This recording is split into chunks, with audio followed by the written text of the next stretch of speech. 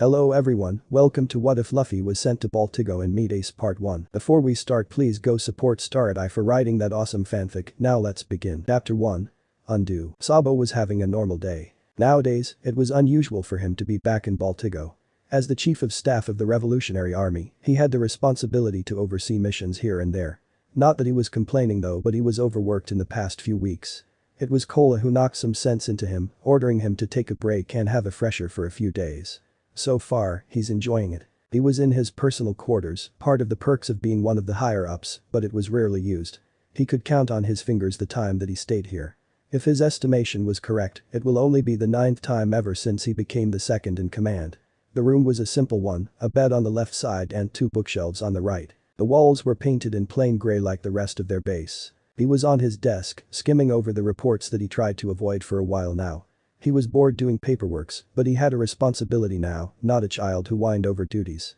He heaved a heavy sigh, reaching for his left eyelid, rubbing and seeking relief. It felt sore after hours of reading in dim light. Doing paperworks at dawn turned out to be disastrous. A knock had resounded in his room. He jerked up, startled. Without turning his head, Sabo said, "Come in." The door clicked open, making Sabo glanced back to know who the visitor was. It was Delvin, an officer stationed right here in the headquarters. He was a middle-aged man who had been a member long before Sabo had joined. Delvin stood in the doorframe with a neutral look on his face. "Morning, Chief," Delvin greeted in monotone. "Good morning," Sabo greeted back, turning his seat to face the man. He crossed his arms, maintaining a neutral expression. "I take that it's not good news you brought for me today." Delvin nodded automatically. There seemed to be a hesitation as he opened his mouth to speak. An intruder had breached the base just this morning. "We've already had him in custody." Sabo didn't hide the surprise in his face, eyes widening for a moment. That was an unusual thing to hear. Baltigo was their base of operation for a reason. It's an island hidden away from the world. It's difficult to find and log poses never pointed out. It's a wasteland, called the land of white soil for a reason. Trees and plants never grew here, and there's no towns or people other than the revolutionaries. One might wonder how someone could end up in this kind of place. Maybe intruder is the wrong term to use, Delvin said reluctantly. "Why? He was sent here by Kuma. The paw prints outside are proof of that." Sabo put a hand on his chin, deep in thought. That answered the question of how but not why. He knew Kuma wouldn't easily rattle out their base as Dragon trusted him enough. "He doesn't seem to be a spy who works for the world government," Delvin continued, clearing his throat. "We've identified him to be a rookie pirate. The name Straw Hat Luffy might ring a bell to you. The guy who raised hell in Eni's lobby. That's the one." If he remembered the report he read correctly, the Marines declared a buster call on the island only to fail to eradicate the Straw Hat pirates. In a way, the Revolutionary Army should be thankful to that pirate crew since they managed not only to destroy Pluton's blueprint but also protect Nico Robin, the only known survivor of O'Hara that could read the poneglyphs. Meeting the said captain of the Straw Hat pirates ought to be intriguing. He looked up at Delvin who was waiting for his answer. Sabo stood up while adjusting his cravat. "I'd like to see him," Sabo said firmly. Delvin nodded and saluted. "At once, sir." Before visiting the captive pirate, Sabo asked Delvin to point out where the paw prints were to make sure it was Kuma. Sabo knew that it's legitimate as he's also been sent by Kuma to different places back in the past. The only question is why. He knew Kuma wouldn't do such a thing without a good reason. The prison ward was located west of the building. It was rarely used as they never wanted their enemies to know where their base was. On the way, Sabo was greeted by most of the officers who hadn't seen him for a while. It was still early in the morning, but most people were already up and drinking their coffees. On the entrance of the prison ward, 2 guards were there and saluted when they saw him. Before Sabo could ask about the situation, they heard a loud familiar shrieking voice inside. "I can't believe you. Miss Cola seems to lose her temper upon our visitor," Delvin stated with slight amusement in his tone. Sabo let out an exasperated sigh. "It's not a good sign when she yells. She's normally the level-headed one out of the 2 of us." They made their way inside, walking through a long corridor of plain, boring grey walls. There was no other prisoner here than Straw Hat. Sabo wiped down the trailing sweat on his forehead. The humidity here was unusually higher than the other parts of the building. Sabo finally saw Cola in the end of the corridor. She had her arms crossed over her chest, feet stomping on the ground heavily each time. She was frowning, eyes steady and staring inside the prison cell with a determined but annoyed look. She took notice of them approaching. Cola tried to erase her look but to no avail. "Sabo, please," Cola groaned. "I don't think I have enough brain cells to deal with this airhead." "That bad, huh?" Sabo smirked. "Is he really even a pirate? He doesn't make any sense. He said that he's Straw Hat Luffy and asked for my name. As a courtesy, I said Cola. And do you even know what he asked me? He asked if coal is poop. Like what kind of question is? Sabo had to laugh after hearing that. He tried to hold his mouth with his hand, but he failed miserably. Cola hit him in the head, but he was too busy laughing to care. Delvin at least did a much better job hiding his merriment. "Hello Mr. Top Hat," greeted by the prisoner. Sabo still had a smirk on his lips whilst meeting eye to eye with him. Thick bars that's made out of sea prism stone stood between them. In the hot summer, there was a small window providing a fresher air inside. There was a bed with a mattress that was ravaged by time. There's also one pillow and stained blanket. In the middle of the room, there sat a young teen. Sabo took in his appearance. He has thick black hair and tanned skin, obviously younger than Sabo. Below his left eye, a clear scar was showing. He was wearing a blue tank top and red shorts. His signature straw hat was hanging on his nape. He was fidgeting, feet slapping each other. One thing that stood out of him was his widened grin and mischievous chuckles. Sabo's first impression of Straw Hat Luffy was that he's eccentric. Who would smile and laugh like that knowing that you're being held prisoner? Sabo felt curiosity getting the best out of him. He used observation hockey, and surprisingly, Straw Hat's emotion was not a fraud. "Top Hat. That's a weird nickname for me, Straw Hat Luffy." Sabo raised an eyebrow. Straw Hat continued to chuckle, body leaning sideways. "It's because you're wearing one." "Ah yes, of course. You'd given me that nickname since your epithet is about your hat." "Yup, Straw Hat suits me the same way Top Hat suits you." Elvin had to clear his throat at that point. "Sir, I believe this is no time for chit-chat." He has that effect of always changing the topic onto weird things, Cola mumbled with a huff. "My bad," Sabo apologized. He looked at the prisoner once again. This time with a neutral expression, the one he always used to interrogate. "Monkey D. Luffy, captain of the Straw Hat Pirates, the current user of the Gomu Gomu no Mi, has a bounty of 300 million bears, originally from East." "Yup, that sounds like me." "Blue," Sabo continued. "Straw Hat, what is your purpose here? Why would a pirate like you be sent here by Kuma?" "Kuma? The bear guy." The revolutionaries nodded. "I dunno," Straw Hat quickly answered, shrugging. "Everyone just vanished in front of me after bear guy touched them. I'm the last and then I was flying for so long I was worried I'll land on the sea and not be able to swim. I'm glad I landed here, but then I was immediately captured. I can't fight back cause I haven't eaten since forever." "Nah, you have food, right?" "I'm hun." Okay. Sabo halted, putting his hand up. He turned to Cola and Delvin. "Did you catch that?" "No," replied the two. "Great," Sabo replied dryly. Talking to this pirate turned out to be an exasperating job. It's like talking to an over-enthusiastic 7-year-old. "Chief, haven't you read the newspapers these past few days?" Delvin questioned, flabbergasted. "No, I've been busy." "You did a background check yet still didn't know what he did?" Cola huffed. "Apologies for not knowing everything and engaging myself in writing reports." Sabo mouthed sarcastically. The worst generation that emerged from Sabaody is all they talked about right now. Straw Hat Luffy here is the most infamous. Cola looked at the pirate before back at Sabo, smiling reverently. He punched a celestial dragon in the face. There was a stutter on Sabo's brain as he took in the information. He stared at Luffy, eyes started twitching. He pointed a finger at him. "Why would you do something like that?" He scolded him like an older brother would do. "He deserves it. He wanted to make Kimi a slave. No one gets away from hurting my friends." Luffy defended, growling and standing up.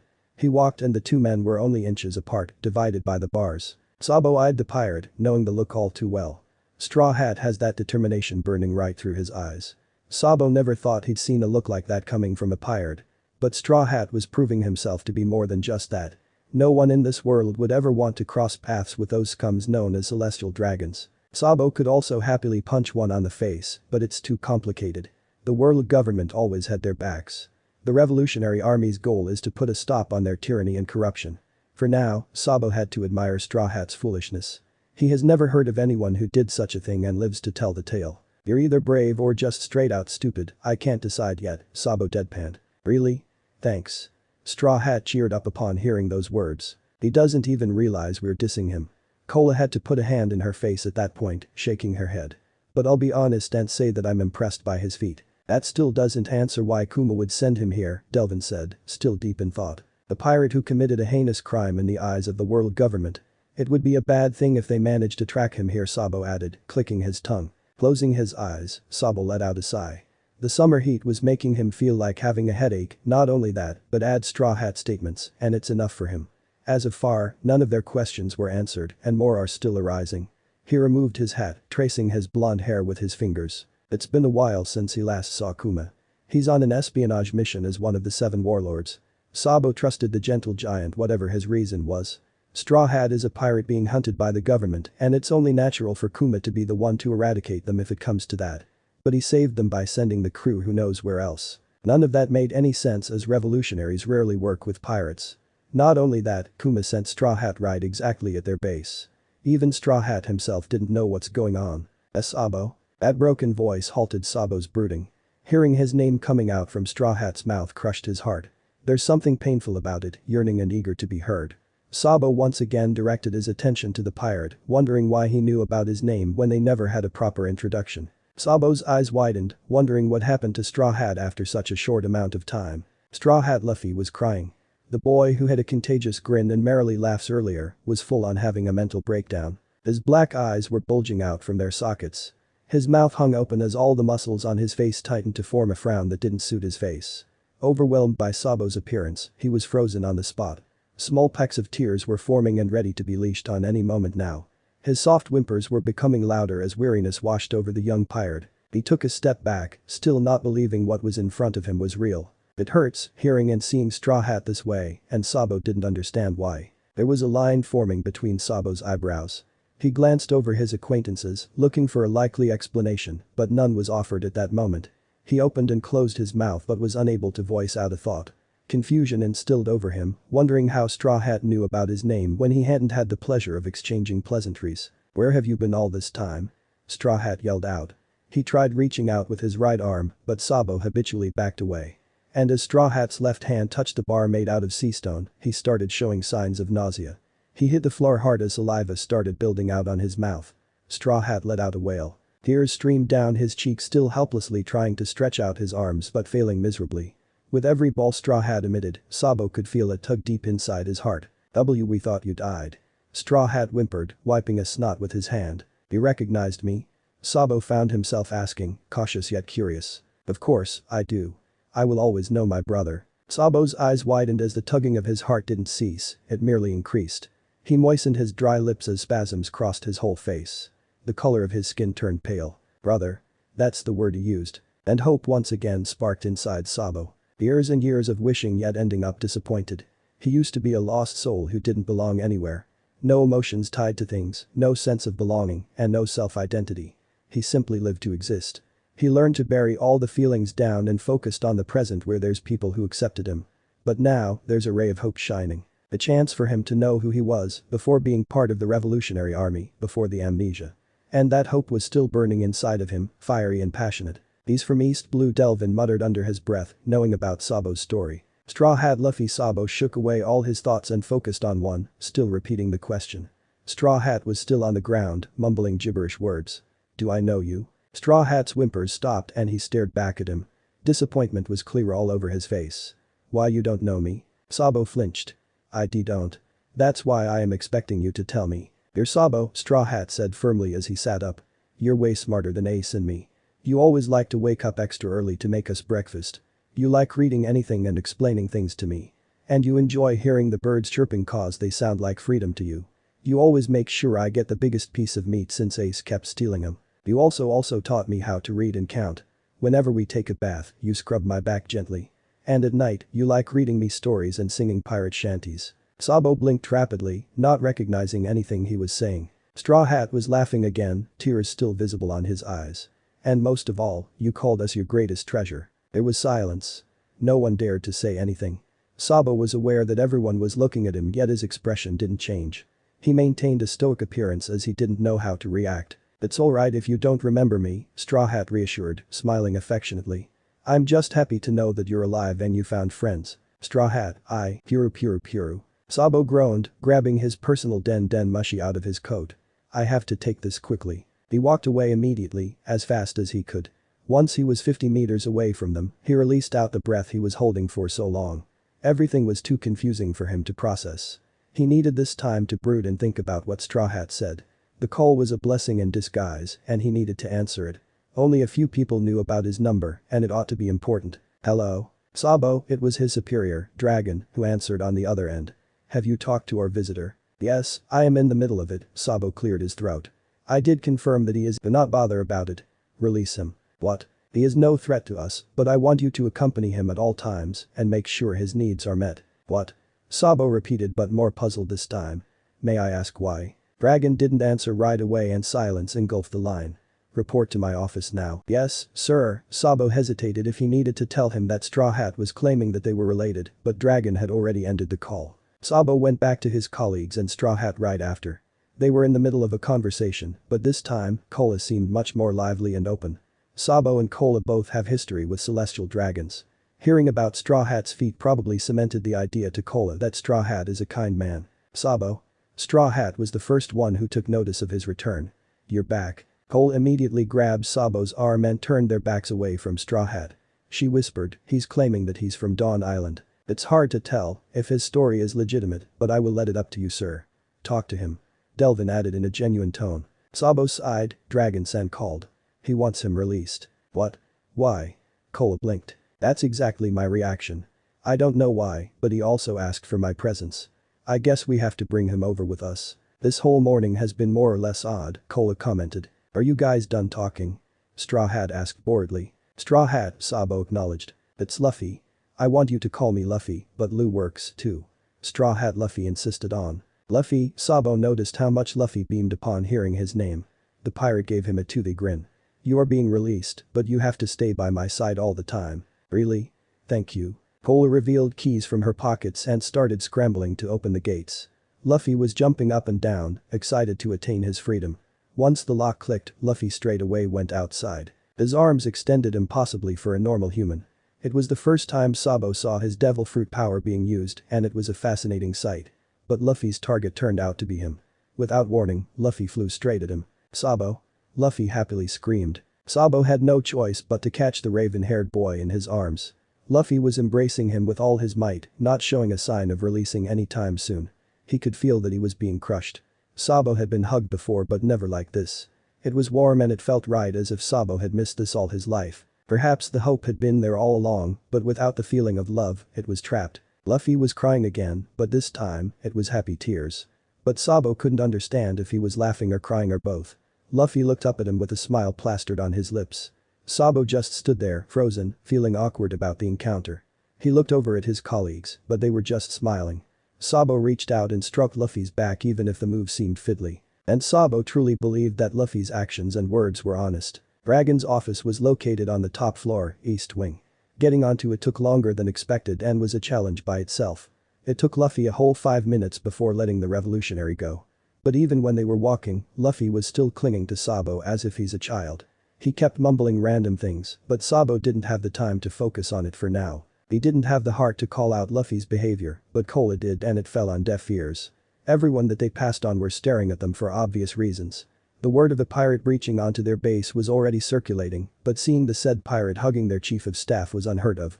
Sabo's dignity was getting smaller by the minute. Elvin had to excuse himself halfway through as he was still needed elsewhere. Once they were in front of the door, Luffy's sobs were much quieter, much to Sabo's relief. Sabo tapped Luffy's shoulder. "Stay here for a minute." Luffy's eyebrows furrowed and for a second, Sabo thought that he won't ever let him go. "Okay. Thank you." Sabo offered a small smile. Luffy finally let him go, allowing Sabo to flatten his wrinkled shirt using his hand. He took a look at Cola, nodding at her. She immediately knew what to do, and it's to make sure Luffy won't go anywhere. Sabo stepped inside the office, closing the wooden door behind him. The ambience of the room has always been prosaic. His boss was never the type of person who likes to spend money on frivolous things. The office was built in with a balcony, allowing fresh air to cool down his body. It was spacious, although lacking any particular appliance. Just like his own room, it only contained a desk and shelves. Most of the room had been kept clean except the desk. The papers and reports the man had been working on had been scattered around. There in the middle seated Dragon. Both of his hands were under his chin as he stared at Sabo with his fierce dark eyes. Dragon's expression remained stoic and has always been ever since they first met. Although his eyes carried tiredness that never went away. "Dragon-san," Sabo said. "Sabo, what took you so long?" Dragon inquired in a neutral voice. It took Sabo everything not to groan. "Our visitor has been difficult." "Oh? But I have everything is under con." The loud boom broke out suddenly making Sabo look on his back. The door was in pieces and Sabo was glad he avoided the debris by shielding his arm. He stared at the culprit with wide eyes. "Oops," was all Luffy had to say. He redacted his stretched arm back and started laughing apologetically. "What are you doing?" Cola shrieked as every last patient she had was gone. I didn't mean to. What on earth made you think that punching that door was the right thing to do? But Sabo's taking so long. Why, he's just been gone for a minute, you idiot. I take this as the difficulty you've been talking about. Dragon commented in amusement as Cola and Luffy continued their argument. Yes, Sabo shook his head, defeated. Among other things. Sabo, help me. Cola is being mean. Luffy sulked as he tugged Sabo's coat. Dragon-san, this is Monkey D. Luffy, Sabo introduced. If Dragon ordered for Luffy to be released, he knew that Luffy could be trusted to some extent. Luffy, this is Dragon-san. He is the head of this place. Oh, his name is Dragon? Luffy asked, pointing at the man. Yes, but don't refer to him in such an informal manner. Cola answered in irritation. Hi, Dad. Hello, Luffy. You found Sabo for me, Luffy beamed brightly. Thank you. Sabo blinked, not believing his own ears. He looked at Luffy, then at Dragon, then back at Luffy again. His eyelids started twitching uncontrollably. Did you just call him Dad? Sabo yelled overdramatically. Yup, is something wrong about it? Luffy inquired innocently. But you're already claiming that you're Sabo's brother. Cola said, voicing out his thoughts. Wait, does that mean, whatever it is that you're thinking, the answer is no. Dragon interrupted him, causing Sabo to close his mouth. It is only fitting that you ask him. Just who are you? Cola asked in a mumbled tone. Chuckling, he introduced, I'm Monkey D. Luffy. I'm gonna be the Pirate King. And then it clicked on him, a memory from almost a year ago. Sabo had accompanied Dragon on a mission in East Blue where they stopped by at Logetown. There was a young pirate who was about to get killed by another pirate on the platform where the Pirate King was executed. And just before the blade was about to hit his neck, a lightning struck the platform. Sabo was certain it was caused by Dragon. It didn't end with that, Dragon also helped the pirate to deal with a marine captain. The wind was harsher that day, and it allowed the pirate crew to escape their marine pursuers. It all made sense now. Gigi told me about you back when we were in Water 7, Luffy explained. I also want to thank you that time you saved me from Smokey. It is no bother.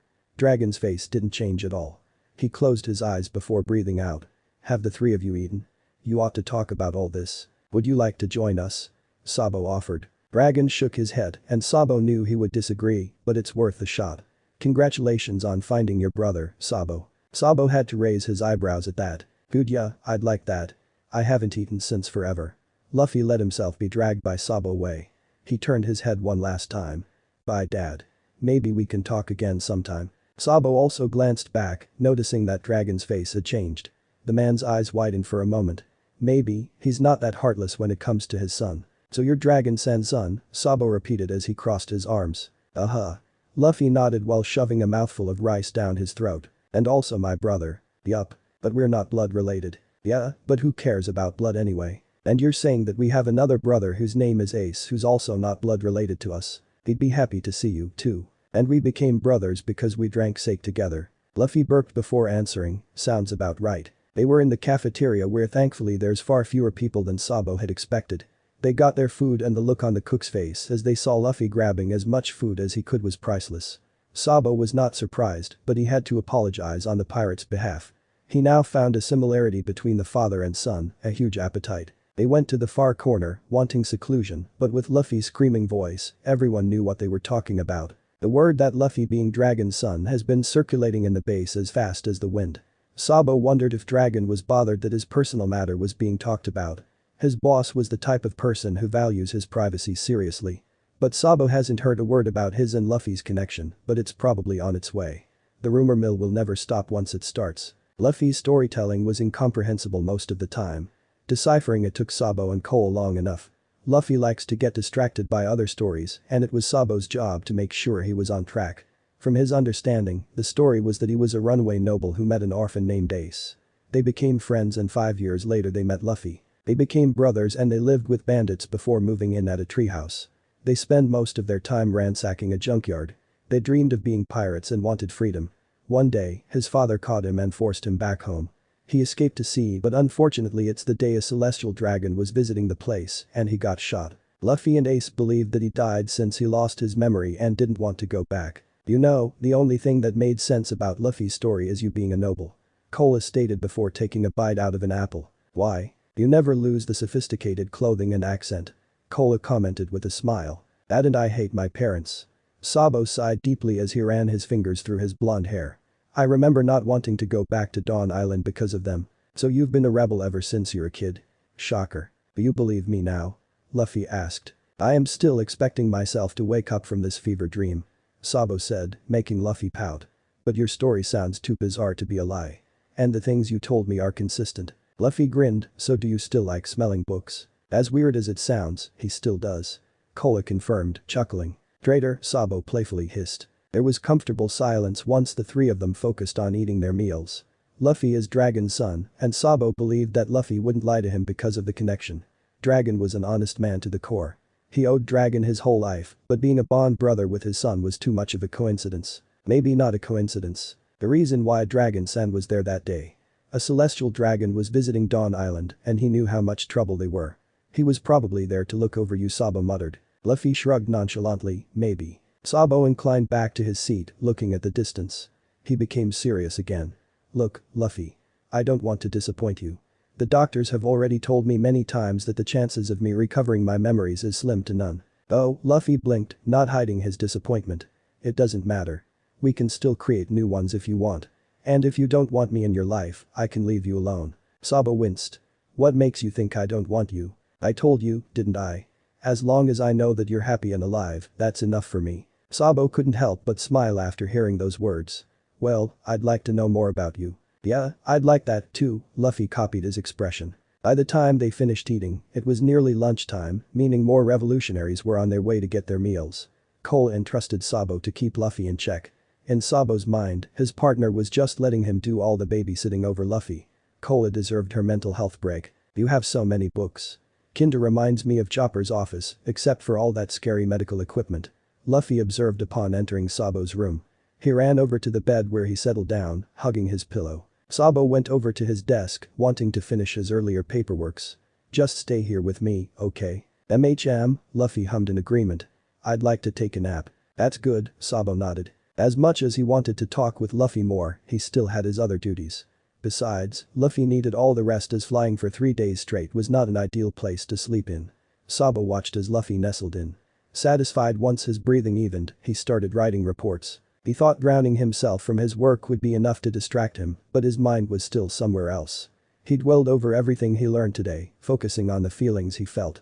He was happy, overjoyed even, but it was all happening too fast. He couldn't possibly cope with the revelation in a few hours. Luffy had been very charming and outgoing. Sabo easily got along with him, letting the awkwardness die. He didn't know how long Luffy would stay here, but Sabo would like to make sure they at least spent time together. Being dubbed as Luffy's older brother was still distant to him, but he'd get over to that point later on. Sabo's hold on the pen tightened. It was frustrating, trying to remember the past. He kept on questioning why he couldn't even see glimpses of his memories, no matter how hard he focused. Sabo, Luffy's brother, is a different one from Sabo, who's a revolutionary. It was given since he was only 10 years old at that time. But there's no way he'd give up now that he found Luffy. He reclined back on his seat, exhaling out loud. He rubbed his whole face, feeling exhausted. Looking at the chrono, he noticed that he's been working for an hour now. He had to convince himself that he deserved a break, and so he did. He glanced back, checking on his visitor. Luffy was gone. Sabo jerked up, cursing under his breath. The bed was unmade and the pillow was on the floor. Was he really that distracted to the point he didn't notice Luffy sneaking out? A leash would be able to solve his problem. He calmed himself down. Using his observation haki, he reached out. He could sense everything, but he effortlessly found Luffy's presence. Sabo stood up, running. He opened the door, revealing a familiar place. Hack. Sabo, the fishman greeted with a nod. Cola told me everything. I'd really like to talk with you, but Straw Hat Luffy is on the training ground. No one is bothering him at the moment. Hack explained. Thanks. Sabo uttered as he sprinted. Some people called him out, but Sabo didn't have time for it and apologized by yelling. Most of them were telling what Hack had told him. Just how long had it been since Luffy left? One moment, he was sleeping peacefully and next thing you know he was nowhere to be found. When Sabo was on the training ground outside, he saw the trainee children being instructed. They were in the middle of a match, and Sabo made sure not to bother them. Luffy was easy to spot, sitting on top of a boulder, silently watching the fight with interested eyes. Sabo sneaked, sitting next to him. Oh, hi, Luffy greeted him with a smile. Weren't you napping? Next time, don't go around without telling me first. Sabo elucidated, straight to the point. I'm sorry. I was bored. You're working and I don't want to bother you. Luffy made a face. You're not a bother, Luffy. You're my responsibility for now. They remained silent, focusing on the fight ongoing. Maybe this was deemed to be a nice break. Sabo knew most of the kids as they looked up to him as an older brother. He was also an instructor whenever his schedule would allow it. He heard Luffy chuckling, "We used to train like that, too. Although you and Ace would team up at beating me." Sabo didn't know what to answer. He stared at Luffy whose eyes were glimmering with nostalgia. His smile was softer, making him look more innocent. He was also clasping something on his hand. "Is that a Viver card?" Sabo asked, pointing it with his finger. "Yeah, Ace gave it to me back in Alabasta. It's burning." For a month now, Luffy bit his bottom lip, trying to hide his worry. "I'd like to know if Ace is fine, but I'm sure my crew is waiting for me back in Sabaody. We plan to meet up in 3 days. Ace is strong and he won't like it when I'm worried about him." "You're leaving?" Sabo blurted out. "That's my plan, but discovering that you're here makes it harder." Luffy grinned.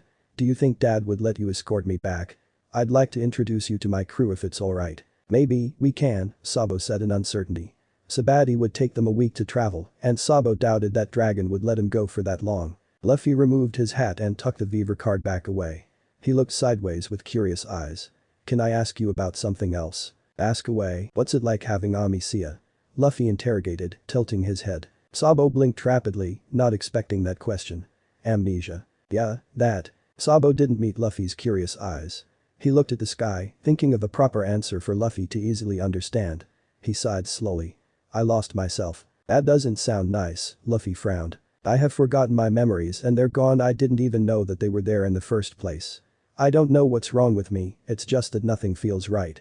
Back then, I just felt lost and empty." There were some days Sabo would intentionally wander around on any island, hoping that maybe someone would be able to recognize. Panic attacks became common and there was no one to comfort him about it. He couldn't breathe nor voice out his feelings.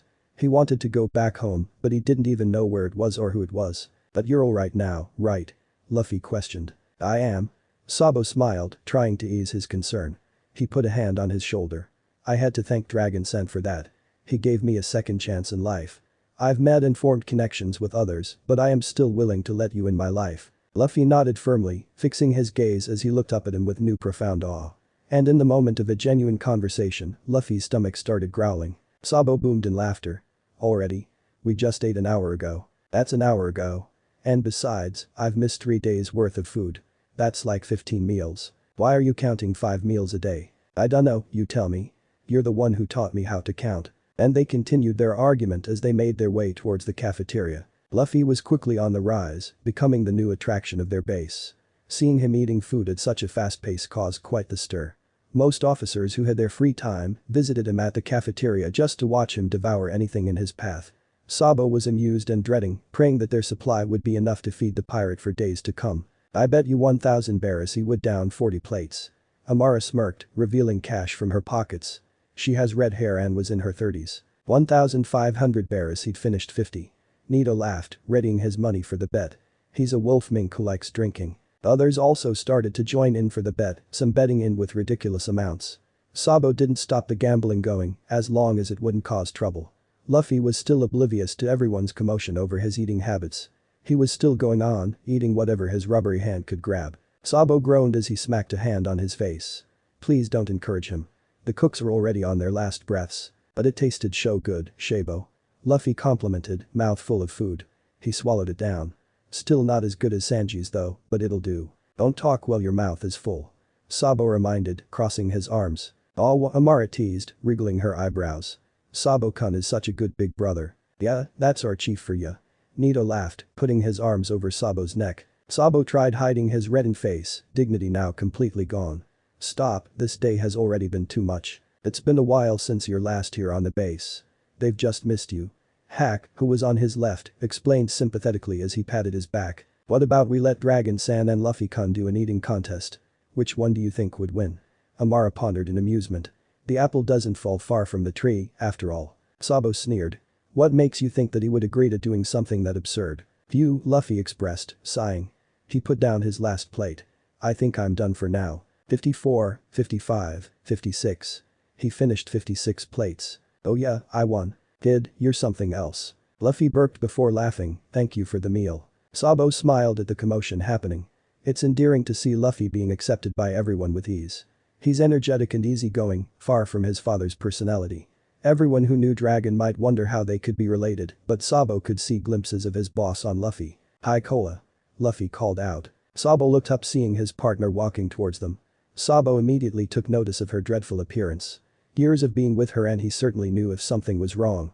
She was clutching a newspaper in her hands, shaking in every step as she made her way towards their table. "What is it?" Sabo inquired, standing up. Cola didn't acknowledge him, instead she looked over at Luffy. "The other brother you're talking about earlier, it's Firefist Ace." Luffy nodded with a smile upon hearing his name. "Yeah, what about it?" Cola didn't reply as she handed him the newspaper. Sabo moved over next to them, wondering what was in the newspaper that made Cola react the way she did. It was unusual for news crews to release a special issue of newspapers on the same day. Whatever news it was, it's surely significant. The man wearing an orange cowboy hat was on the front cover. Freckles were sprinkled on his cheeks, smirking slyly. It was Portgas D. Ace, a rookie pirate infamous for joining the Whitebeard pirates 2 years ago. Sabo had seen him in the newspapers over the years. The thought that they have a connection never crossed his mind. Or in horizon. Whitebeard's commander to be executed at Marineford, and Sabo could only watch as Luffy was wallowed in by panic. Chapter 2. Rewrite. It was the first time Luffy felt emptiness. He remembered when he was younger, asking Makino about what happens when a person dies. Makino smiled at him sympathetically, explaining that once a person is gone, no one could tell where they went. Makino taught him a valuable lesson that day. People need to make sure they spend time with their loved ones, since no one knows when you'd be saying your goodbyes to them. That was exactly what happened. Sabo died without Luffy being able to say his final farewell. One moment, they were laughing and having fun finding scraps to repair their treehouse. And then the next, Blue Jam and his men came, hired by Sabo's father. Ace and Luffy were too weak to do anything, and Sabo was taken from them, as simple as that. It all happened in a matter of days, and Luffy was having a hard time accepting it. He was on the cliff, laying on the grass, weeping. He was clutching his straw hat, wanting to hide from the world. It was a beautiful day with clear skies and seagulls chirping, but he couldn't find the energy to admire its beauty.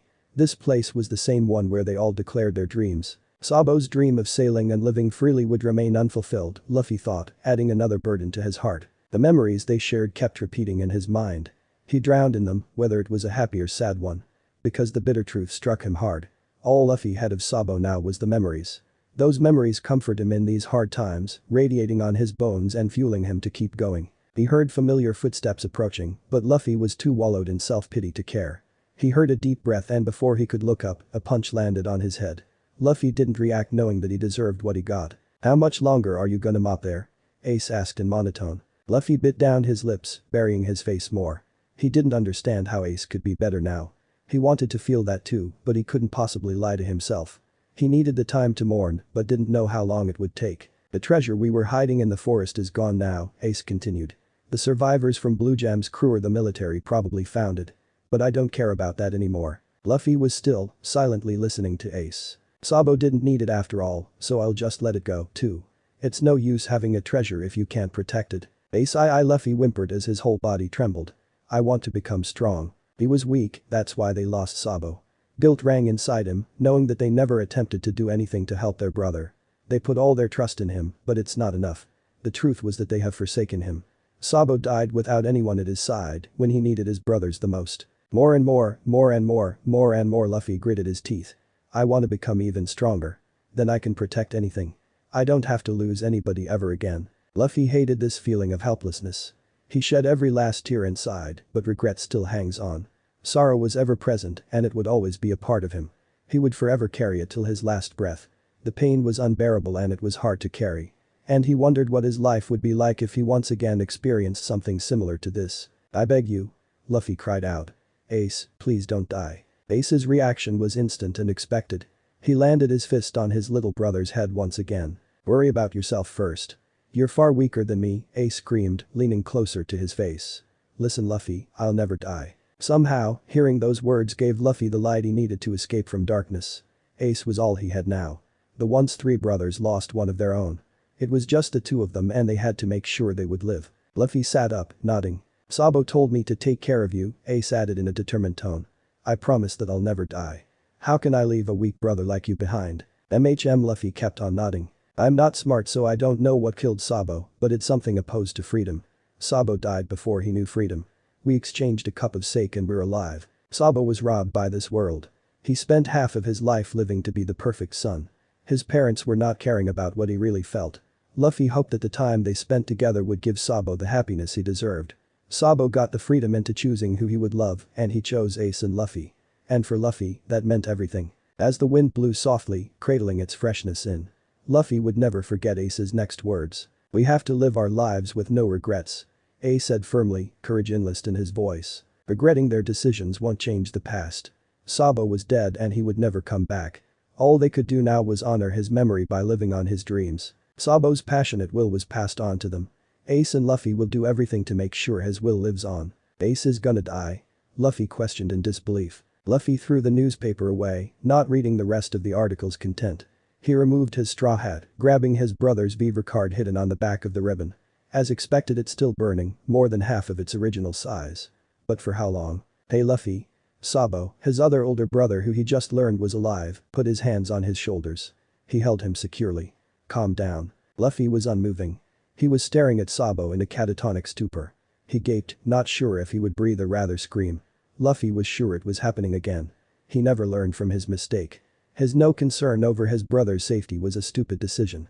Luffy knew he was hurt for weeks now and he didn't do anything to help him. Ace, Luffy mumbled, color fading from his face. I've got to save Ace. He looked up at Sabo hoping for any help, but he got none. His brother sighed, shaking his head. Luffy could feel the disappointment washed over him. Sabo's hold on him only tightened. What do I do? Where are they holding the execution? Luffy demanded. It will happen in Marineford a week from now, Kola answered in a defeated voice. What? But that's so soon. How long does it take to travel here to Sabaody? More than a week. Sabo shuddered. I can't meet up with my crew at this point. It's all going to be over for Ace. You are in no condition to rescue him. He's already in Impel Down. Sabo elucidated calmly. So what? Luffy rebutted as his fists clenched. Impel Down is the world's toughest prison. Once inside, there's no way that you'd be able to escape. Kola stated solemnly, looking down. Ace is from the Whitebeards, right? Sabo asked. Whitebeard is known for never abandoning his men. I am certain he's on the move now to help him. No, no, no. I can't stand here and just wait.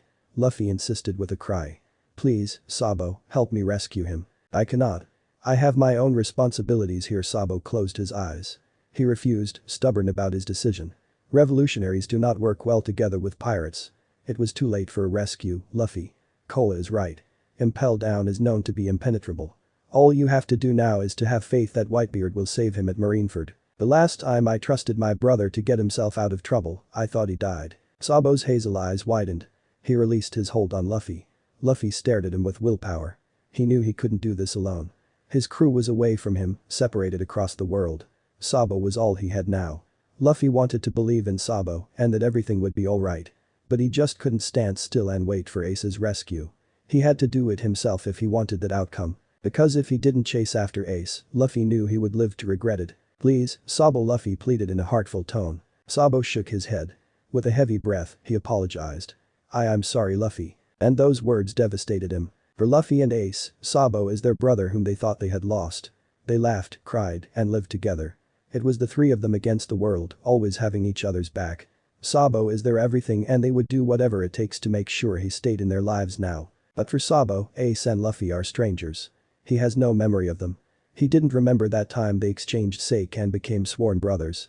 He didn't remember that time they built the treehouse together. He didn't remember that time he sacrificed himself so that Ace and Luffy could live. The Sabo they knew was gone and he is never going back. It hurts. He found the brother whom he thought died long ago. In exchange, he learned that his other brother was about to meet his impending end. And what's more, Sabo didn't want anything to do with Ace. But Luffy mumbled, thinking of an excuse, but his mind was blank. Luffy didn't finish his sentence. He remembered his words earlier and it was hypocritical of him to force Sabo into doing something he clearly didn't want. He was the one who said that it was fine if Sabo didn't want them in his life. He was already happy here and Luffy can't take away that happiness. He ran with no particular destination in mind. He could hear everyone calling him to come back, but he paid them no heed. He let his legs take him wherever, as long as it would lead him to his brother. He allowed the beaver cart to flow freely, letting it be his guide. He felt like the long gray corridors didn't end. He needed to get out of here as fast as he could. But before he could get through the exit, he noticed the staircase they went through earlier. An idea came to his mind. Luffy sprinted up to the second floor. He remembered it being on the right wing, last room. Arriving, he took notice of the door he destroyed earlier. It was still not repaired and Luffy easily slipped through inside the room. His father stood on the balcony, long raven hair blowing alongside the wind. He immediately noticed him as if he was waiting for his arrival. Dragon looked back with the same neutral expression he was always wearing. Luffy's hands were placed on his knees as he breathed heavily. Luffy called out helplessly. I need your help. You consider Fire Fist Ace as your brother? Dragon asked simply. Yeah. Luffy stood up straight, confused about how his father knew about the fact, but he shrugged it off. I want to rescue him. I see, Dragon heaved a sigh. I hope you are well aware of how great of a war it will be. You will just be an ant in the eyes of your enemies, easy to be eradicated anytime they want. Even if that's the case, Luffy bared his teeth, meeting his father's eyes. I want to go. I already know what it felt like to lose a brother. I swear not to lose anyone ever again. There was a deafening lack of noise in the room as the father and son stared at each other. The breeze blew more harshly, scattering some documents laying on his father's desk. Luffy could almost hear the beating of his heart, fast and clear. This was his last hope as he couldn't think of another way of getting off this island on his own. Very well, Dragon gave a proud smirk and Luffy's heart whooped in joy. Sabo, I have a new mission for you. Luffy peered back, not realizing that his brother had followed him here. What is it, Dragon-san? Sabo maintained his cool demeanor. Porges Ace is a commander of the Whitebeard pirates. The world government could easily use him as leverage against Whitebeard. In no time, it could be a major war, causing catastrophe everywhere. It could change the tide of the era as we know it. Dragon explained. Infiltrating Impel Down is the only way. Contact Ivankov to create a plan together. It is time. I understand. Sabo nodded accordingly. A smile formed on his lips. Thank you, Dragon-san. We will leave as soon as possible. Thank you, Dad. Luffy shouted in joy. Luffy felt Sabo's hand on his shoulders again. Luffy looked up at him, grinning ever so brightly. Let's go rescue Ace. Sabo asked in a blissful tone. Yes. Luffy jumped, hugging him. The revolutionaries have an effective way of doing things. Communication was the main key as information easily traveled across their base. Each corps was working on providing things they would need for their rescue mission. Luffy tried not to whine or complain to Sabo, not wanting to annoy him any longer. Sabo was already doing the best he could, grumbling would only make his job harder. He just watched sideways as Sabo kept giving orders to his colleagues. There was admiration in Luffy's eyes as he looked at his older brother. Luffy assumed that Sabo was the top personnel in their organization as everyone followed the order he was giving. There was an air of integrity and courage around Sabo that made him respectable. If there was an arising problem, Sabo was cool about it and immediately thought of a solution. Luffy was glad to see that some things didn't change about Sabo. He was still great at analyzing problems and providing the best solution for things. He seemed to be more confident, too. Seeing him interacting with his comrades made Luffy think that he was made for this job. As they went to the docks, Sabo still had time to explain everything to him. Luffy learned that he was already on the new world on the island of Baltigo. White soil surrounded the whole island and it's all Luffy could see as they traveled in carriages. Though, the thought of being in the new world without his crew saddened him. Finally, after 4 hours of preparation, they were all on board a shipping vessel as big as the Going Merry had been. Luffy counted that there was a total of 5 people on board whom he had already met earlier. Are we ready to set sail? Luffy asked in enthusiasm. He was on the deck, looking out to the sea. The anchor is being raised as of the moment, Kola answered. If I were you, I'd go inside. A storm is on its way. Really? I'd like to see it. It can also help me wash away the dirt on my body. Kola snorted. Suit yourself. She looked over at Sabo with dead serious eyes. Don't let him out of sight. Next thing we know, he's already thrown overboard. I know, Sabo chuckled as Kola rolled her eyes. So why aren't we leaving yet? Luffy asked again, eyeing Kola who went inside the cabin. We're still waiting for Dragon-san, Sabo said. Oh, I didn't know he's coming with us. Sabo smiled. No, but he will help us. You'll see soon enough. Luffy nodded, still confused. He held still on the railings once the ship started moving along the waves. He grinned brightly as their voyage was about to begin. But before they could traverse a few meters away from the island, a storm began to form. Luffy was not a stranger when it comes to the Grand Line's weird weather habits. The dark skyline only became darker as the saturated clouds covered the bright moon. A sudden thunder was heard, deafening and piercing. The night sky lit up with lightning bolts flashing across. The angry waves smacked the side of the boat, causing them to sway. Luffy was almost thrown overboard until Sabo had held him in his place. Gusts of strong winds became stronger, causing the boat to move on its own. Luffy closed his eyes, letting the raindrops hit his face and soak his whole body. It was a good way to wash away the sand he had accumulated on the way. Even in such harsh weather conditions, Luffy smiled and enjoyed the thunderstorm. He remembered that time back in Logtown before his crew finally entered the Grand Line. There was a storm similar to this and it made their journey much more exciting. The rain didn't stop them from declaring their dreams as they stomped their feet on the barrel. "Look, Sabo.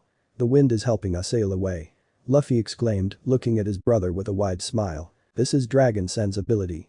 Sabo wiped down his face after a splash of seawater was thrown into him. "This will help us terminate one day of travel time. He only uses it if it's really an emergency." "Oh yeah? That's such a cool power. But mine's always cooler." Luffy looked back at Baltigo, which was becoming smaller by the minute, waving his hands. "Bye Dad. We'll see each other again." Upon uttering those words, Luffy heard a whisper in the wind. "Go and save your brother. Luffy will make sure Ace will keep his promise." He had Sabo and his father to thank for that. Luffy was bored. He rarely felt this way when sailing. He was born to be a pirate after all. Back when he was still traveling in the Sunny, his crew was always there to entertain him. Usopp would tell endless unbelievable stories, Brook would sing lovely pirate shanties, or Chopper would play countless games with him. His journey to being the freest pirate of all was memorable because of them. But now, after being away from his crew for a few days, Luffy was starting to feel the toll. He was happy he was with Sabo, but his older brother was overworking himself into thinking plans on how to save Ace. Luffy didn't want to be called childish by Sabo. He had grown so much ever since they last met. Luffy was alright to be bored if it meant saving Ace. He just focused his mind on thinking about the future. The three of them together once again, causing havoc everywhere they went. They were all inside the cabin except for the helmsman. Luffy was sitting in the far corner, slumped over the table. He had no choice but to watch the revolutionaries write and discuss things. He was only half listening as he didn't understand most of their topics. He was feeling drowsy but didn't want to lie down. "Luffy," Sabo called out, putting the papers he was reading down. Luffy hummed. "It's inappropriate to stare at Hack or any person for that matter." "Oh, I didn't mean to." Luffy blinked hastily. "I'm sorry Mr. Fishy. I'm just zoning out." "Mr. Fishy?" Cola put a hand on her lips, hiding a smile. "That's a weird nickname." Hack raised an eyebrow as he tapped multiple papers on the desk. "He has a talent for giving people amusing nicknames." Cola snickered. "I'm surprised you didn't give me one, Luffy. Cola is already a cool name." Luffy gave her a toothy grin. Thank you. It just occurred to me that we haven't had the pleasantries." Hack cleared his throat. "My name is Hack. I teach fishman karate to the children in the army. I have taught your brother ever since he joined our organization. I'm Luffy and I want to be the Pirate King." "So I've heard," Hack said. "I have been watching your escapades ever since you're in East Blue. I read that you're the one who defeated Sawtooth Arlong." "Yeah, what about it?" Out of the corner of his eyes, Luffy saw Cola shuddering and bowing her head. "I am merely curious about what's the bad blood between the two of you." Luffy's eyebrows furrowed, scowling. He broke his promise with Nami and made her cry. "No one gets away with hurting my friends." "I see." Hack closed his eyes as if deep in thought. "And does that experience influence your views over fishmen?" "Nope," Luffy answered quickly, shrugging. "I met Hachi in Sabaody. He was super nice to us and even made us takoyaki. There's also Kami and Papag who toured us in the archipelagos. Kami was kidnapped because of us. The slavers wanted her cause she's a mermaid. We had to rescue her. She doesn't deserve that." Cola wondered. "You saved her? That's why you punched that celestial dragon." He had it coming. "Kami is my friend and I want her to be happy. I want to say thank you for your actions, Luffy." Cola's tensed body started relaxing. "Why? It just meant a lot to me," she sighed heavily before smiling sadly. "Back then, a fishman named Fisher Tiger saved me. Seeing what you did back there makes me think of him." "Oh, you're welcome." Luffy grinned. "I guess I did it for Sabo, too. First, that incident on Eni's lobby, then punching a celestial dragon. What's next for you, Luffy?" Sabo questioned with humor in his tone, shaking his head. Luffy laughed. Breaking into Impel Down. They all shared laughter at that point. Luffy thought that maybe he would get used to this. There are still 5 days till they arrive at their destination. Plenty of time to get to know his brother's friends. On their second day of travel, they already need to dock. Luffy was still inside the room he shared with Sabo. He was laying on the bed, stirring occasionally. He had his eyes closed, trying to nap, but it didn't work. He had too much on his mind. He knew they were already docked as the waves didn't sway the ship as much as before. He heard a knock on the door and Luffy opened his eyes. Sabo entered, wearing more casual clothing than his usual one, still wearing his cravat. It looked like he just finished taking a shower as his blonde hair was still dripping wet. "Why did we stop here?" Luffy inquired, rolling in his bed. "The food supply is running low." Sabo used his hand to comb his hair. He realized what he said and immediately reassured his brother. "It's not your fault. We're more than happy to feed you. These things normally happen when traveling." "I guess so." Luffy hugged the pillow closer. "Hey, what's wrong?" Sabo went over next to his side. I'm about to ask you if you want to sightsee the island. Hack and Delvin are already taking care of the food supply. We'd be back traveling again in 2 hours. Rescuing Ace is our priority after all. Luffy pouted. I don't wanna. You told me this is the new world. I want to be with my crew experiencing it for the first time. Fair enough, Sabo smiled. Luffy blinked. Oh, wait a minute. Maybe we can't so that we can spend time with each other. That's on my mind. But we can still have fun while. Luffy narrowed his eyes while looking at his brother. Sabo's reaction was instant as his eyes quickly stared outside. His whole body tensed up as if sensing danger nearby. Sabo, intruders. The two brothers jumped up from the bed upon hearing Cola's yelling voice. Once stepping on deck, they saw 10 men holding arms and weapons. The bandits were laughing as if ridiculing them. Cola was in her fighting stance, ready to defend their ship. This seems to be a nice boat. Would you mind handing it over to us? One of the guys said. He was holding a giant axe, bigger than his own body. Sabo just smiled nicely, taunting them. And what makes you think we would give up easily? You're the one who needs to be on the lookout. Here I go. Luffy guffawed. His arms stretched as far as they could. Gomu Gomu no pistol. His opponent was too shocked to see his arm stretching. He didn't have time to react. Luffy's punch quickly landed on his opponent's face, throwing the man overboard. The other intruders could only look at him with wide eyes. Luffy, that's very inconsiderate of you. Sabo sighed heavily. But Sabo. They're trying to fight us. Luffy whined as his arm redacted back. TSK, Sabo smirked. Leave some for Cola and me, will you? Luffy roared with laughter. Will do. The fight broke out as soon as the bandits started squaring them. Without missing a beat, the two revolutionaries and the pirate attack. They may have the advantage in numbers, but Luffy was sure they could easily handle them. The next guy who charged Luffy was holding 2 guns in both hands. He had a smug look on his face. As the gunshots were heard, Luffy crossed his arms next to his face. With his body, Luffy caught the 4 bullets fired. It only bounced back, causing the bullets to be shot randomly. Luffy punched the guy, causing him to be unconscious. Oh no, you don't. Cola yelled. Luffy looked back, seeing that she had protected him from an incoming sword attack. Thanks Cola. You're welcome. Now, let's beat these guys up. I know, Luffy snickered. In the corner of his eyes, he was still watching Cola fight. She was doing a great job all by herself. With 2 attackers incoming, she threw in a punch that caused a shockwave that sent them flying. Luffy focused back on his own fight. The next guy who charged him was much bigger than the rest of them. Luffy could feel something different about him. He sensed that he was on a different level than the rest. As the guy threw his fist, Luffy dodged it, but the next attack came faster than the first. His fist came in contact with Luffy's skin. Luffy was sent flying, hitting the wooden wall. You've gotta be kidding me. Luffy gritted his teeth. He rubbed his abdomen, wondering why the attack hurt him so much. His opponent chuckled. What a catch. You're that pirate Straw Hat Luffy, right? Your bounty would be me. I would appreciate it if you let him go. Sabo quickly appeared on his back. He karate chopped the back of his neck, causing the bandit to lose consciousness. Phew. Cola stretched her back. So that's the last one? Pipsqueaks, all of them. We didn't even break a sweat. That hurts, Luffy grumbled, pouting. He stood straight after recovering. I'm made of rubber, so why does that hurt? Devil fruit users are not invincible, you know, Sabo explained sympathetically. He used hockey on you.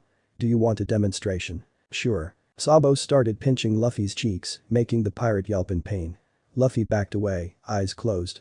He started rubbing the affected area with a pout. Oh well, Luffy blabbered. Sorry. Sabo smiled apologetically as his arms turned back to normal. Hockey can bypass Devil Fruit's ability. It's especially an effective measure against Lojas. But unlike Sea Stone who nullifies, armament hockey solidifies the body. That's awesome. Luffy said in awe. Hockey would really help you survive better in the new world. Sabo shared as he inclined on the ship's railings. Can you teach me? Whoa, one thing at a time. We still have things we need to deal with. I'm surprised there's little to no damage the ship has taken, Cola commented as she dusted the dirt off her hands. Hey now, don't jinx us, Sabo sighed. I thought the new world would be much more exciting, Luffy commented in a bored tone. You've barely scratched the surface. Most pirates coming from paradise rarely last a week here. Thankfully, the bandits who attacked us were amateurs. Cola explained to him. I know that. Luffy bit his lips. He let out a yawn while stretching his back. I think I'm gonna sleep now. Dinner would be ready in an hour once Delvin and Hack are back. Don't you want to wait for it first? Sabo asked. Nope, just set aside food for me, please. Luffy managed to smile. Sabo and Cola watched as the pirate went back to the room. If you were to go on a vacation, where would you want to go? The first one was Zoro. He was already hurt earlier from his fight with the Marine Admiral. And with one slap from Kuma, he seemingly vaporized, disappearing right in front of their eyes. Brook stood up against the warlord, sacrificing himself for Usopp and Sanji, and he was next. Usopp was riddled with fear. He still dared to fight as he tried attacking Kuma, but he failed miserably. Sanji couldn't take it anymore. He made a stand against him but was also quickly swatted away. Frankie was next after he used all his might to punch Kuma in the face. Kuma didn't even budge an inch. Nami was begging him to help her. It was the same word she said back then. Only this time, Luffy was too late. Chopper was on his monster point, uncontrollable. He was berserk, but Luffy knew he only wanted to protect the crew. Stop it. That's enough. Luffy begged. He could only clench his fists as tears stung his eyes. Then the last one was Robin. She called his name, reaching out her hands. And as simple as that, she also vanished. He fell to his knees, hitting his head on the ground multiple times. It hurts but not as much as the mental anguish he was experiencing. He wept, not knowing what else to do. What's wrong with me? Luffy bawled as questioned himself. I couldn't even save anyone. One by one, he watched helplessly as his crew faded. They have come far on their journey, halfway through reaching their dreams. And yet, it ended right there, as simple as that. A touch. It took them just one touch to lose. Luffy was weak, and that's the reason why he couldn't save any of them. He made a promise to himself back then that he would be strong, that he would never experience losing someone ever again. He broke that promise and this time, it was a lot worse. He was right there with them, and he had no excuse for not helping. He was truly alone now. A useless captain who could only stare as he lost everyone he cared for. This would be the last time we would meet. Farewell. As the bubbles popped, so was he disappearing into thin air. When Luffy woke up, his whole body was trembling. His eyes fluttered open, trying to get used to his dark surroundings. It took him a minute to realize that he wasn't aboard the Sunny. There's no Zoro who was snoring or Frankie who was mumbling about cola whilst asleep. It's been a week since Luffy last saw them. And it would take a while for them to set sail again as they were scattered across the world. Luffy hugged the blanket closer to his body, wanting to feel warm. He wondered if they were near a winter island, since he hadn't felt this cold for a while. He took in a few shivering breaths, wanting to calm down his racing heart. He closed his eyes once more, wanting sleep to take him back in, but it failed. Premonitory chills sent shivers down his spine, and his blanket was too thin to protect him from it. He sat up, rubbing his hands against each other. He sniffed, wiping his runny nose. He let his eyes wander outside the glass windows. His hunch turned out to be correct. The snow fell silently. Luffy watched sleepily as the flakes descended, silver and dark. The moon was crescent, still bright enough to bring natural light. Thin gray clouds surrounded the sky, and he was sad that the stars weren't visible to the eye tonight. The cabin they were in was spacious enough for two people. On one wall, there was a small shelf full of dusty books. 2 beds were placed on each side. In the middle, there was a nightstand. Luffy lazily stood up to open the lamp, allowing artificial light to lit the room. He went back to his bed, still sitting, legs crossed. His black eyes fell on his older brother.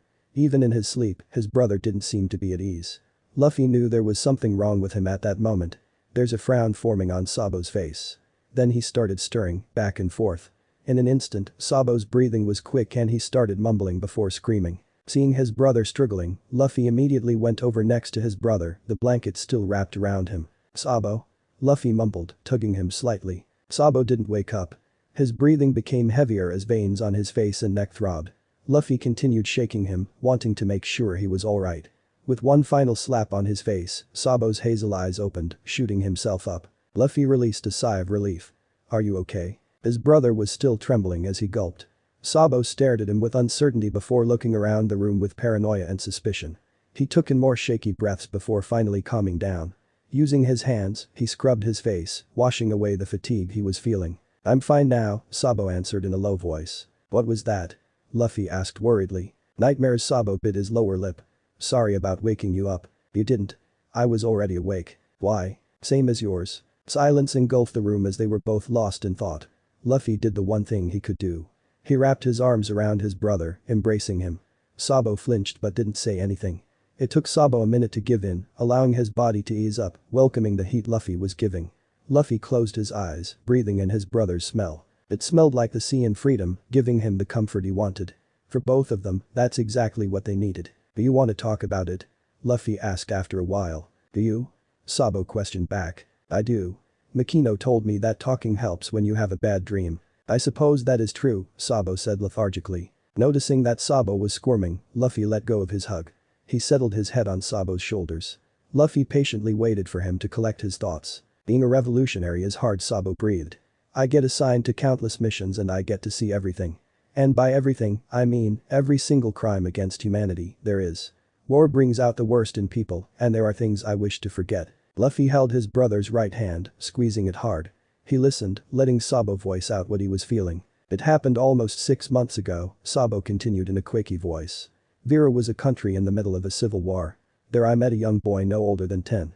He had no one as his family was killed in a conflict. He's always smiling, but I knew deep down he was just trying to be brave. I made a promise to him that I will give him a home here in Baltigo once we win B, but Luffy looked at him with worried eyes. His brother was trying his best to maintain his sang-froid expression, and yet his emotions ended up being too much for him to handle. A military personnel that I thought I already killed took his gun out. He was shot right in front of my eyes. It was instant death. I believe it's much better than to see him suffer. You blame yourself? Luffy asked in a whisper. I do. His lifeless eyes still haunt me to this day.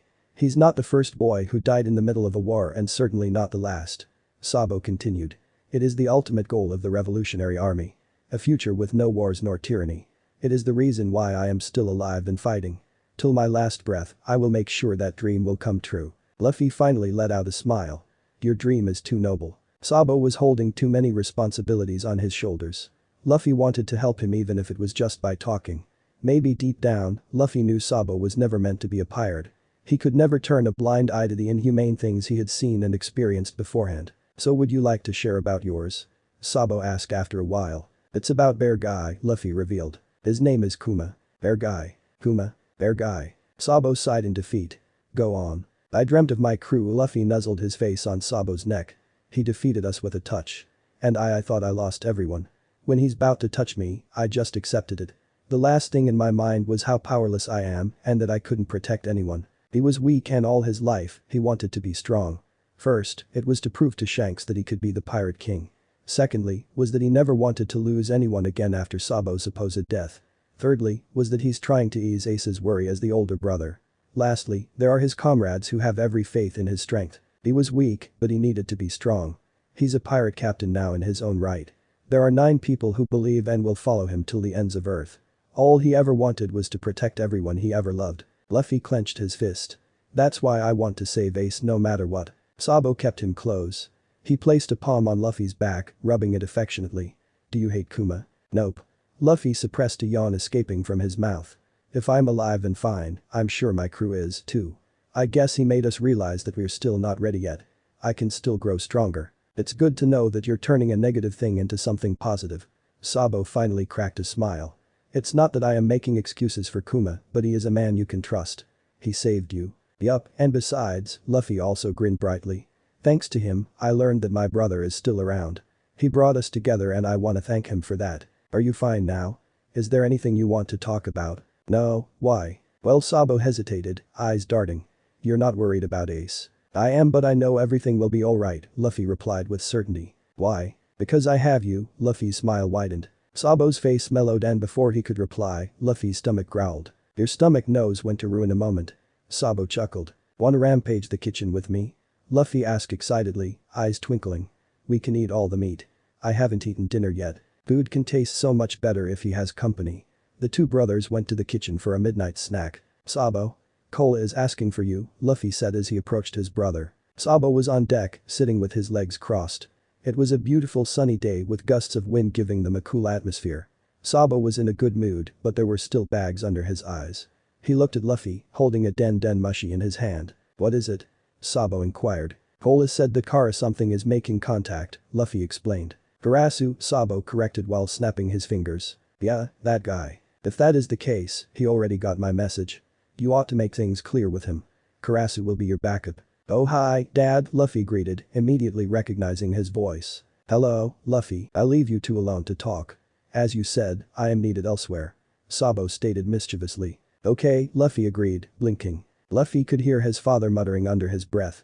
He watched as his older brother excused himself and went inside the cabin. Sabo had a wicked smirk plastered on his lips and Luffy didn't understand why. And just like that, the silence was deafening. Luffy didn't know what to do.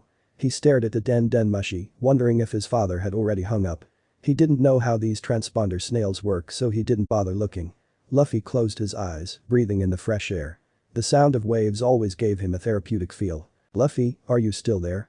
his father asked, breaking the quietness between them. "Yeah, how are you holding up?" Luffy thought that they were going down that route.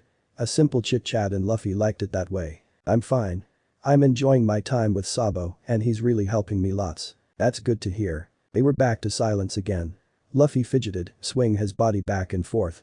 He was usually talkative, but what does a normal father and son talk about? "You've been in the news lately and your bounty is rising fast." Luffy could hear a tinge of proudness in his tone.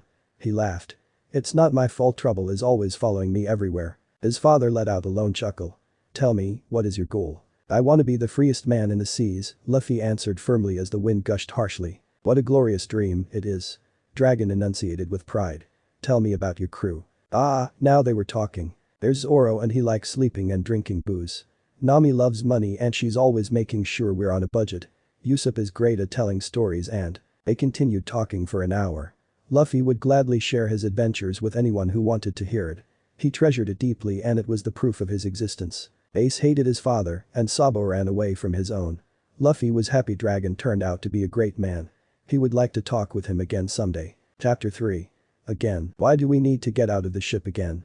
Luffy asked, bored. His feet kept kicking a stone as they walked. "Because the coding mechanic can't work properly with people on board." "Don't worry, it will only be for an hour." Sabo replied patiently. "Haven't I already explained this to you?" Luffy snickered. "I forgot." They arrived at Risky Red Island after 6 days of travel. It's one of the first 3 islands being pointed by the log pose upon entering the new world. The island offers ship coding to go back to paradise instead of crossing the red line through the port controlled by the marines. This island was tamer compared to what lies ahead in the new world. Sabo and Luffy were wandering on their own in the middle-sized town. Cole insisted that they should spend some time with each other. It was a beautiful sunny day. The flea market was buzzing with people early in the morning. Each stand was offering artisan and food products. The buzzing of people didn't stop as they bargained for their goods. Heightening his senses, Sabo was as cautious as he could be. In his experience, one can never be at ease when your job is literally to overthrow the government. There's also Luffy he needed to make sure to not cause any trouble. He was a world-renowned pirate now and people ought to recognize him. For a supposed disguise, he let Luffy wear sunglasses and floral polo that matched his straw hat, looking like a tourist. "I'm surprised you agreed to take a stroll with me," Sabo said as their eyes met. "I realized it can't be helped. And besides, there are still thousands of islands for me to explore with my crew." Luffy beamed, clenching his fists. In the few days Sabo had known the pirate, one of his best qualities was his optimism that never seemed to falter. "Risky Red is a pretty boring town if you ask me," Sabo commented. "Yeah, I'm sure there's." Luffy stopped midway. His eyes grew large upon seeing a food stand. He grabbed Sabo's hands and directed him in its direction. "Look, Sabo, Raymond." Sabo was dragged towards the stand by an eager Luffy who's always famished. It seemed like the shop just opened for the day and the brothers were the first customers. The old cook was delighted when they ordered 5 bowls each. They took their seats in the booth, watching as their order was being made in front of them. "I remember this one time Ace took us to eat ramen." "Ramen is your favorite?" Luffy babbled as his feet jiggled. "Ramen is my favorite." Sabo raised an eyebrow. "Oh, it's not anymore?" Luffy asked, not hiding his dismay with a pout. "What is it then?" Sabo mumbled, unsure of what to answer, since no one had asked him about that before. "I do enjoy drinking tea and eating biscuits in my spare time." Luffy giggled. "I let you have Sanji's tea. He makes them really good and it makes me sleepy." The first bowl was served to them in under 5 minutes. Without missing a beat, Luffy inhaled the whole thing. The cook was surprised, laughing in delight. He immediately turned to make more for them. As the cook and Luffy talked, Sabo had a slower approach. Being a revolutionary, it was unusual for him to indulge in gourmet meals. He made sure to savor the experience and this was deemed to be a nice break. "Do you like it?" Luffy inquired, halting his eating just to check him out. "Yeah, I can see now why it used to be my favorite." Giving him a toothy grin, Luffy went back to slurping. They ate quickly as they were expected to be back in under 30 minutes. Once done, Luffy thanked the cook. He was about to leave until Sabo stopped him. Sabo kept forgetting that Luffy was a pirate through and through. Not paying for food was to be expected. Sabo paid for all of it and gave an extra tip. They started walking back to where their ship was docked. They made sure it was well hidden this time, not wanting to raise any unwanted suspicion now that they were closer to the marine headquarters. Luffy kept on babbling about how he wanted Sabo to meet his crew. It would be a while before that and Sabo found himself looking forward to it. "There you are," Cole greeted, arms crossing over her chest.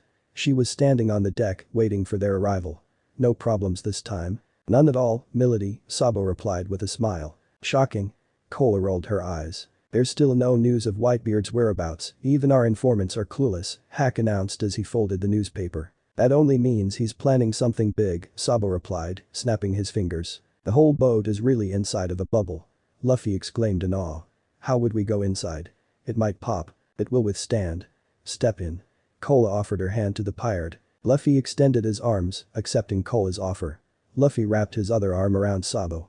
Before Sabo could voice out any thoughts, they went on flying, entering the coated ship. Sabo lost his balance and landed on the floor, face first. Luffy landed perfectly. Sorry. Luffy laughed apologetically. Cola snickered, covering her lips with her hand. Oh, Sabo-kun didn't see that one coming. Anything that involves me failing is funny to you, Sabo grumbled, standing up and maintaining his composure. He rearranged his top hat. That's because you're too serious these days. Loosen up. Cola rebutted back. You're the one who's always saying that I'm childish, Sabo replied. He knew Cola was just looking after him as this week has been hellish, to say the least. Maybe not that childish, Cola shrugged with a smile. Have you met Luffy? But that's not a bad thing. Luffy scowled. Your silliness has been most charming. Don't worry about it. Sabo smiled at him. Children, Hack cleared his throat. Are we ready to go? Yes, Sabo sighed deeply, not appreciating the sentiment. On cue, the fishman was next to the valve, opening it. Air started flowing inside the bubble, covering it and giving them breathable oxygen. Sabo and his colleagues were used to this procedure after traveling across the world for years. Their boat started descending downwards in a slow manner. Luffy breathed, looking all around his surroundings with wide curious eyes. Sabo had to agree with Cola about Luffy's childishness. He was childish in a way that he was excited about discovering new things. It's a charming trait he has that made him endearing. It was hard to believe that the 17-year-old was a pirate captain at that moment. Sabo had forgotten that feeling long ago, but Luffy was there to remind him. 1,000 meters down, the sunlight was only a soft hue, barely emitting. From time to time, a school of fishes would swim across their ship. A sight to behold, especially their illuminating colors. The temperature dropped fast, and Sabo was glad he was wearing a coat. It was colder than he had last remembered it to be. The two of them remained alone on the deck. Luffy was silent now, a smile still plastered on his lips. He was more focused on enjoying the view. Sabo also found tranquility deep within. The deep sea held many secrets and many more stories to be told. Here, Sabo could forget all his worries and just exist. Luffy? Sabo called upon, noticing that the pirate was only wearing a vest and shorts. Aren't you cold? Luffy blinked. Right after, he shivered, hands rubbing his shoulders. You're right. It's very cold. Let's get inside the cabin. Sabo offered, laughing. No, thanks. I think I can manage. Luffy wiped his nose. No, are we going to Fishman Island? No, we're going straight to Sabaody. Good. I think I'd like to experience it with my crew for the first time. Luffy's smile mellowed. I'm sure you'd love the place, Sabo said. There's this one time Cola and I were on our way there. We almost got eaten by a sea king, but the journey was well worth it. Eaten by a sea king. Luffy perked up, always ready to hear about stories. Tell me more. And Sabo relayed the tale. Deep down the ocean, two brothers would go on back and forth telling each other about their adventures, wanting to ease their anxieties. The calm before the storm. Sabaody Archipelago was a beautiful area with a very dark background. The place was packed full of people from everywhere. It's the last place one would dock in if one were to travel across the new world. Whether it's marines, pirates, bounty hunters, or slavers alike, they all meant trouble. No other place in the world has that kind of diversity. The marine headquarters was also close to the place. Even celestial dragons from time to time would roam the islands freely. In short, it's one of the worst places to be if your job was to rebel against the world government. Just before sunset, they managed to dock in Grove 13, a supposed lawless area. Sabo was still fascinated by the uniqueness of the Urukiman mangrove. The forming bubbles that rise and pop up make the place look more innocent. It's been a while since he was last here in this place. It was a beautiful location with a very dark background. Our rendezvous with Karasu-sen would be 30 minutes from now. Cola reminded him. Everything is still going smoothly as planned. Half an hour? Luffy echoed, looking over at Sabo. That's still enough time to look. I have to know if my crew is here. Sabo and Cola glanced at each other. It was obvious from Cola's expression that she didn't want to let Luffy go. They already made it this far, and one screw-up will end it. The revolutionaries avoided this place for reasons, and sightseeing was out of the question. Alright, Sabo agreed, much to Cola's exasperation. 10 minutes of adventures, in and out. Yosh. Luffy expressed in a determined expression. But before they could leave, Sabo was frozen in place. His eyes quickly darted to the shore, sensing a great danger approaching. He cursed himself mentally for not noticing it immediately. His hands immediately reached for his pipe, pointing it at the man below. The presence was even stronger than dragons, though it didn't pose them any harm. "Bye, Luffy, you're still looking lively," the old man commented with a chuckle. "Really?" Luffy yelled, jumping out of the ship to meet face to face with him. Sabo soon followed, being the one keeping him out of trouble. The remaining revolutionaries were still on board, though watching the reunion unfold. "Sabo, this is Rayleigh, our coding mechanic." Luffy introduced him proudly. "Rayleigh, this is Sabo, my brother. Coding mechanic." Sabo sputtered, perplexed by the revelation. "He's the right-hand man of the Pirate King." "I know, but he's retired anyway, so coding mechanic it is." Rayleigh boomed in laughter, entertained by the youth. Well, I couldn't argue with that logic. Sabo could only wonder how Luffy came to be in talking terms with the legendary pirate. The Dark King was out of the public for more than 2 decades. Luffy can be terrifying when it comes to forming connections easily with influential persons. Sabo glanced back at his colleagues. They all shared a look of worry. As the saying in their base goes, pirates and revolutionaries rarely work well. Especially a pirate as strong as he was. Sabo knew he was no match with the Dark King, and it would be equal to suicide. One wrong move could cause their entire team. "Is anyone back here yet?" Luffy asked, straight to the issue. "I'm afraid that you're the first one here." "I didn't even expect you to be back so soon," Rayleigh said. "None of them," Luffy breathed heavily, lowering his head. "Luffy here got involved with Kizaru, and Kuma helped them escape," Rayleigh explained, looking at Sabo. "He told me that he's part of your organization and that he sent Luffy to your base because of his connection with Dragon." Sabo's eyebrows furrowed together, wary about such information being shared. He wanted to believe that Kuma meant no harm, but revealing himself to the retired pirate was still too much. "I meant you no harm," Rayleigh reassured, noticing his expression. "I have a proposal to make with Luffy, but seeing that you're busy, let's just talk another time." "And what business does the Dark King have with a pirate upstart, may I ask?" Sabo asked in a polite tone, visibly relaxing. "He is just an interesting fellow," Rayleigh smiled genuinely. "Me and Sabo are gonna save Ace in Impel Down. If anyone arrives, please tell them that I'll be back soon," Luffy pleaded. "Raiding Impel Down? You're getting yourself into more trouble than the last time I saw you." Rayleigh chuckled in amusement. "They're gonna execute Ace. He's my brother and I won't let anything stop me." Rayleigh put a hand on Luffy's shoulder. "Just be careful out there. There's still so much for you to do." "I will," Luffy nodded determinedly. "I'll be on my way then."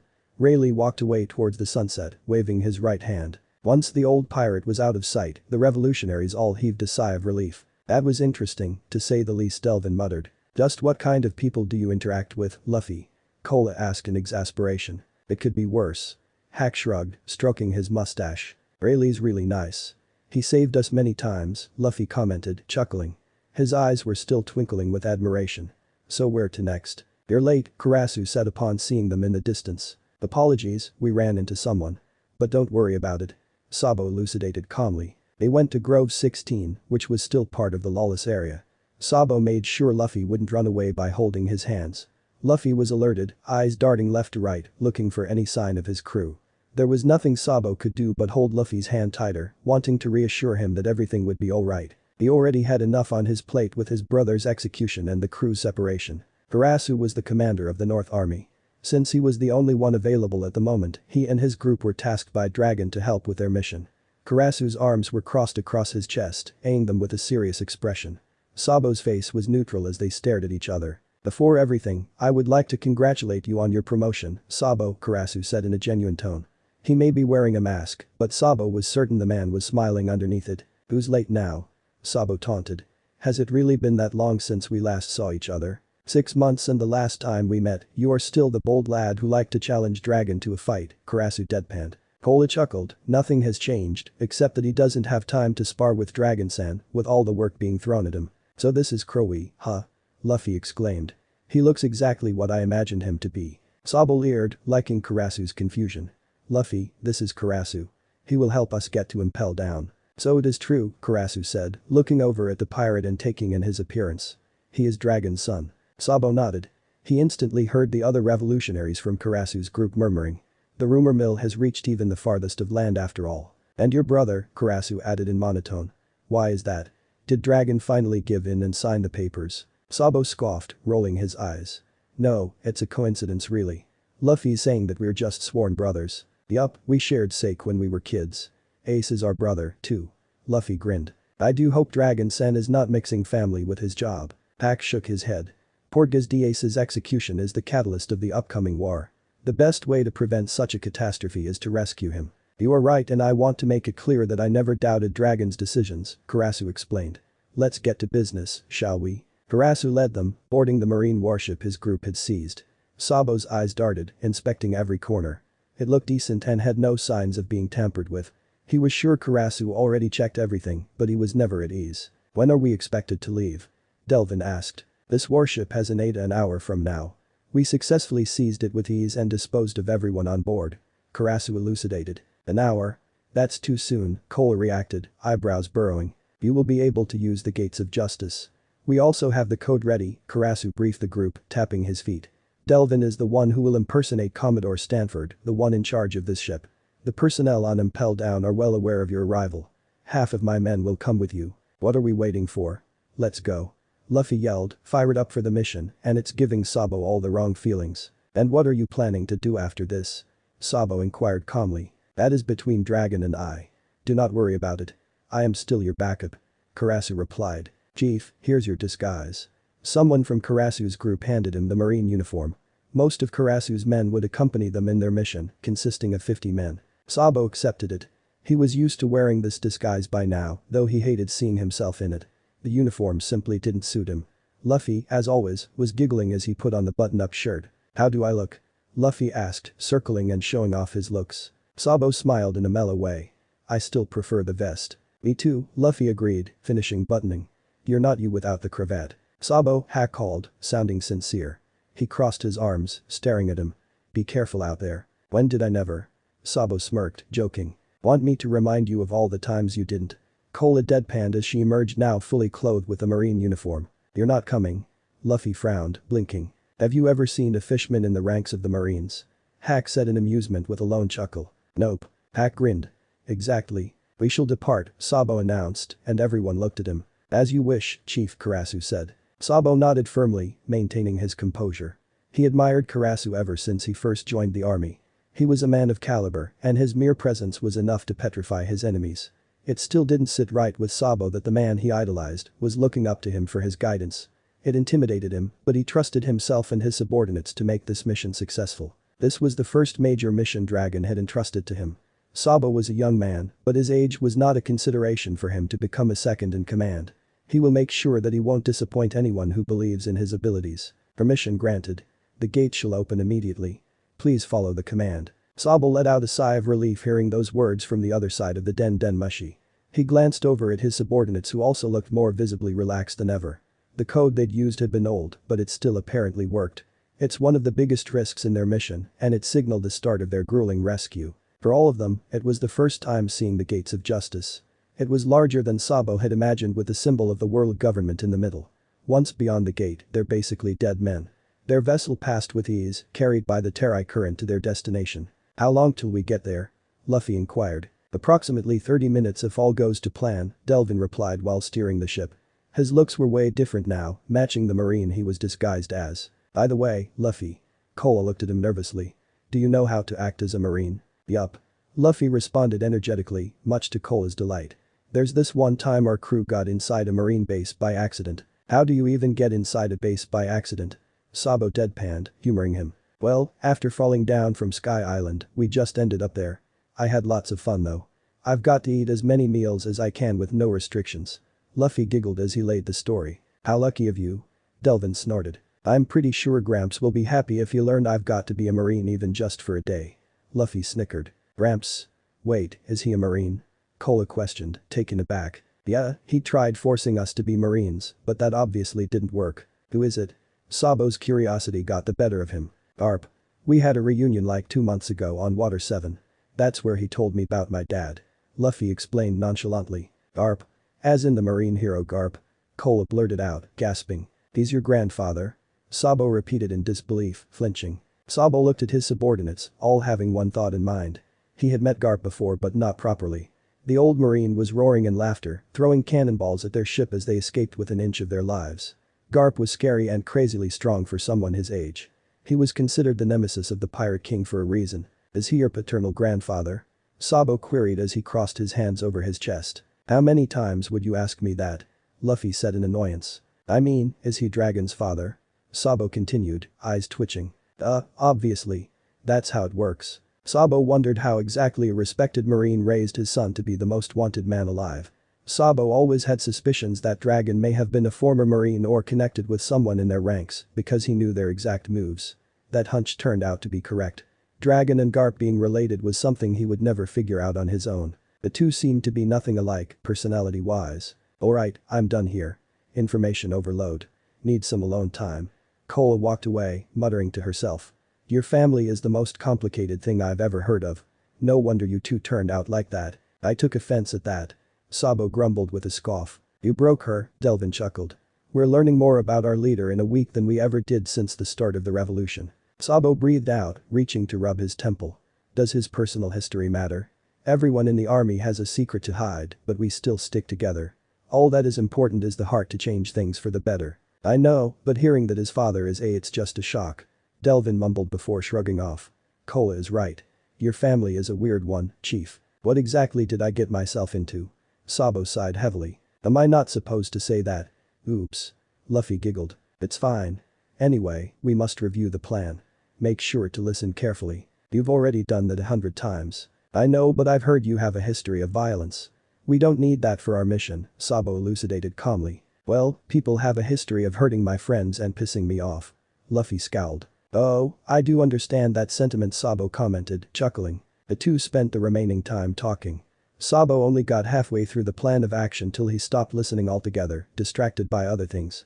It was a new record for him to last that long. And there on the horizon, Sabo saw the great underwater prison, Impel Down.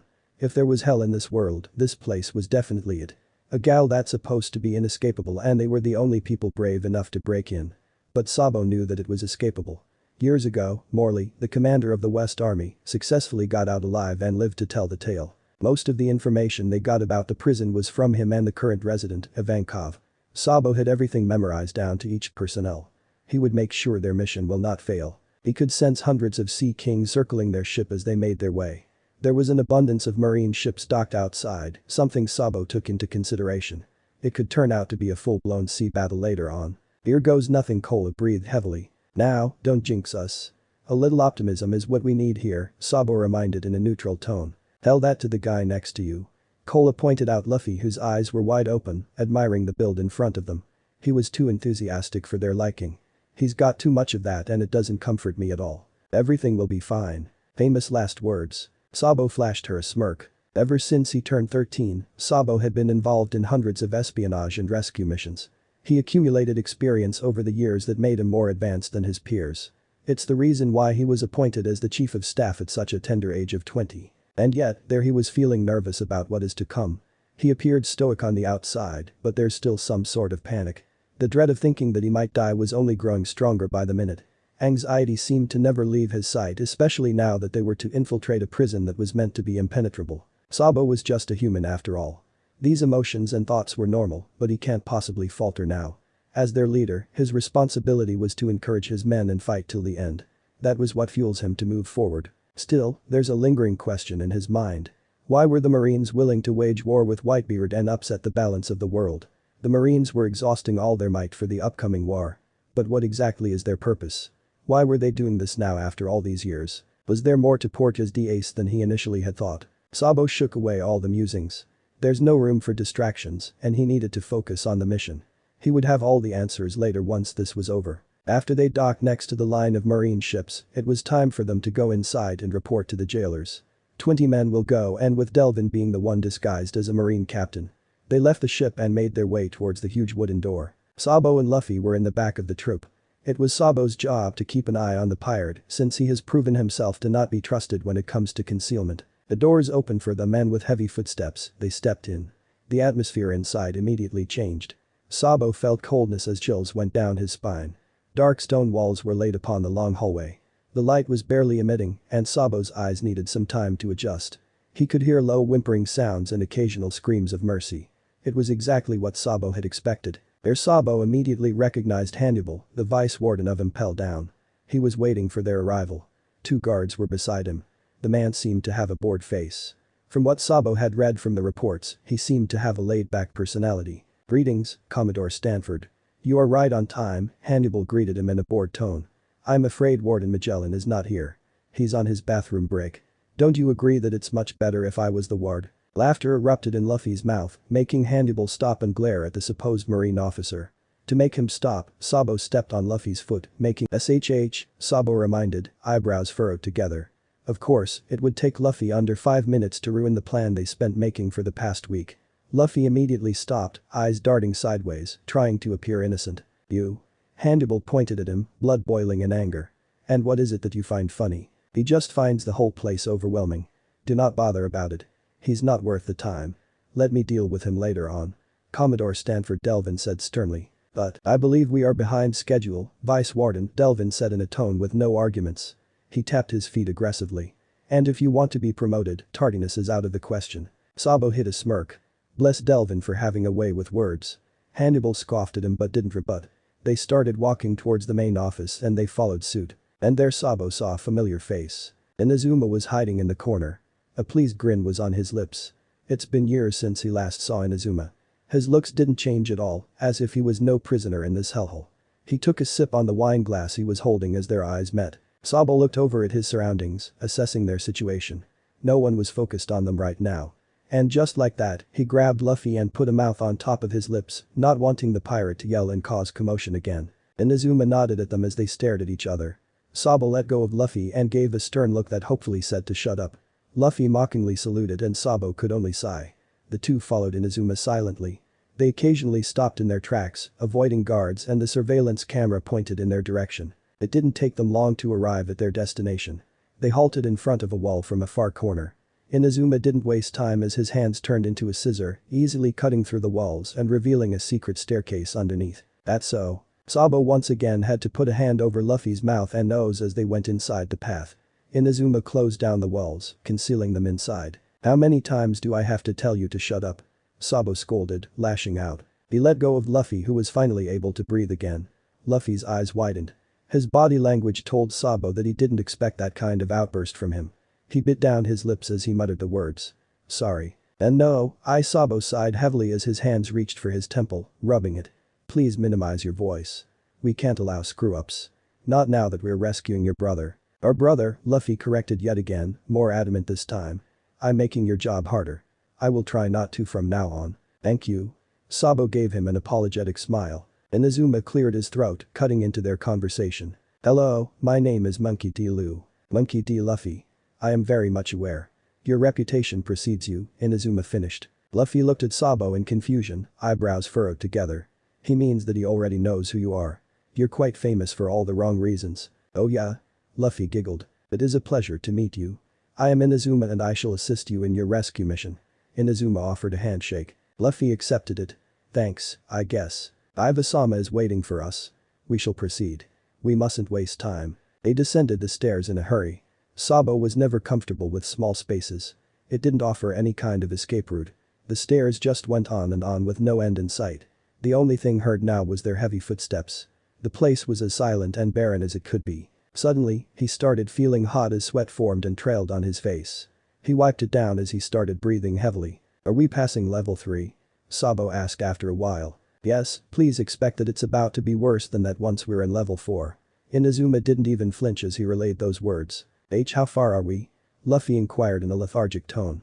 His tongue was out as he breathed heavily. "Sabo water." Sabo grabbed a bottle from his knapsack and threw it at him. Luffy emptied it in just one gulp. "We're halfway through," Inazuma announced.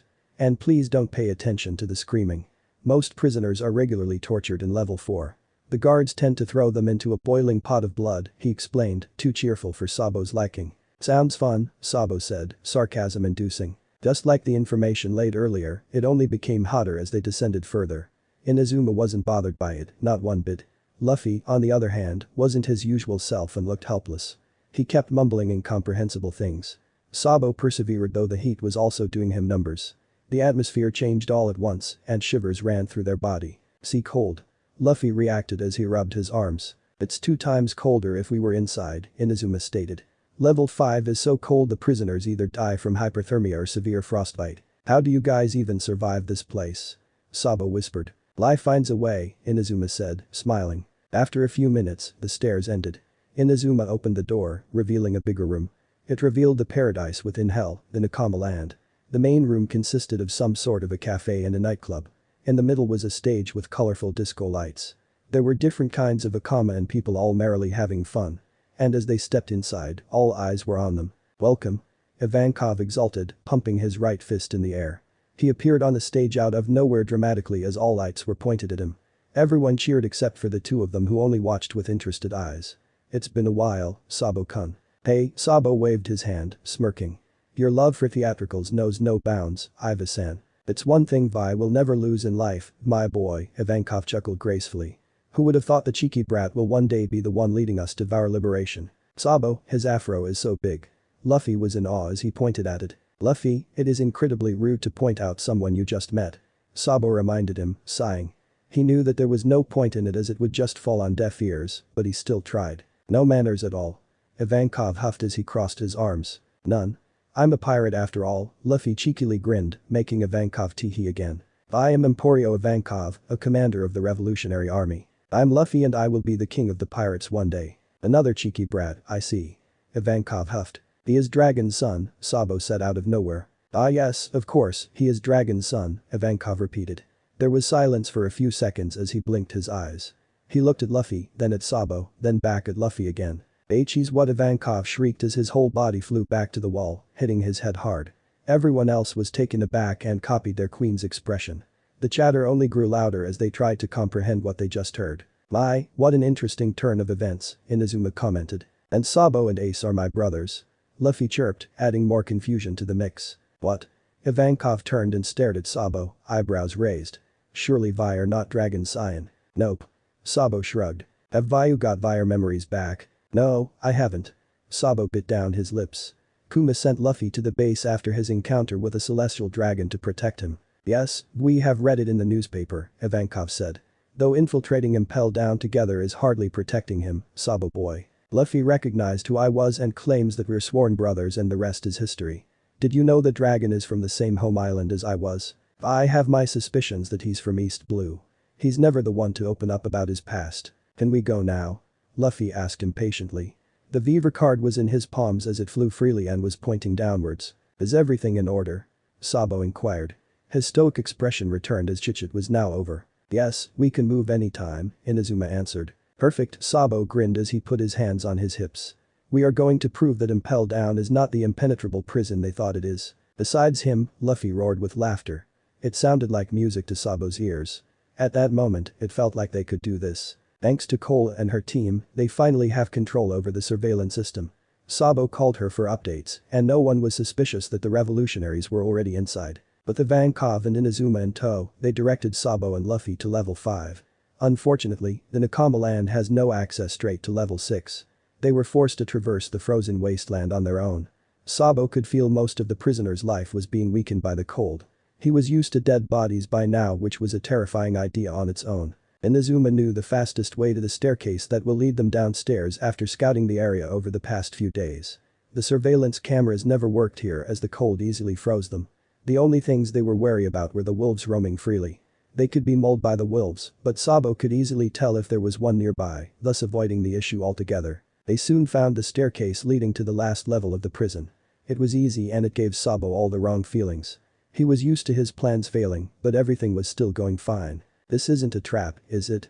Sabo questioned, turning to Ivankov as they ran downstairs. "No, Vi were too tense, Sabo boy." Ivankov scoffed. "Then why aren't there any guards?" Sabo questioned. "You've seen those prisoners freeze to their deaths. The guards usually avoid level 5 and level 6 unless it's absolutely necessary. Level 5 for the cold and level 6 for its dangerous residents." Inazuma explained, and Sabo just nodded. They reached level 6, Eternal Hell. The ambience already gave the deathly aura Sabo was expecting. It was dark as fog covered most of the area. It was eerily petrifying as the only sound was silence. It didn't have the same torturous screams as the upper levels had. It sent shivers down Sabo's spine, and once again, he was reminded that this place is the most dangerous spot in the whole world. They walked slowly, getting used to the absence of light. Sabo could feel every prisoner's eyes were on them, but he paid them no heed. The cell he was in was only a few meters away from the stairs. There, Sabo first faced Fire Fist Ace. The pirate looked ghastly as expected. His pale body was grotesque, cuts and scrapes scattered all over, red and still fresh on his skin. His hands were stretched out with handcuffs on. Ace. Luffy screamed as loudly as he could. Happiness was tingling in his tone. I found you. Luffy. Ace croaked, gray eyes have gone wide and transfixed at him in horror. His lips parted in silent horror as his muscles tensed.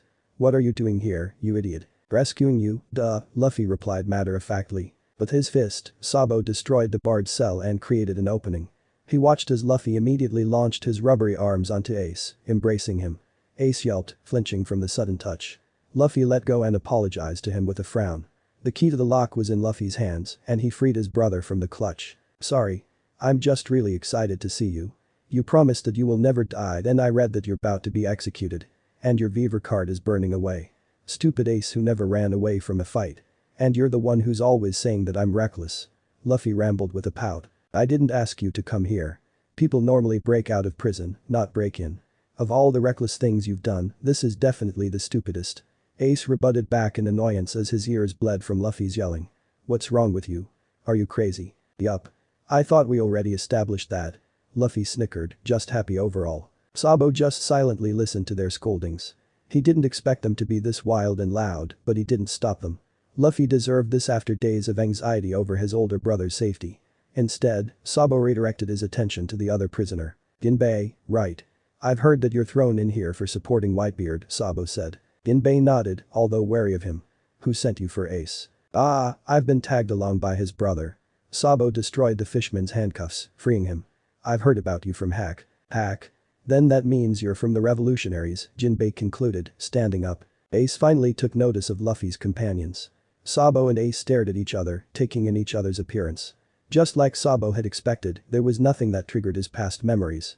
For him, Ace was just like any pirate. Borges D. Ace, also known as Fire Fist, the 2nd Division commander of the Whitebeard Pirates, has a bounty of 550 million bears, and the current user of Maramara no Mi, Sabo said gracefully as his hazel eyes stared at Ace's gray ones. Congratulations, you are being rescued.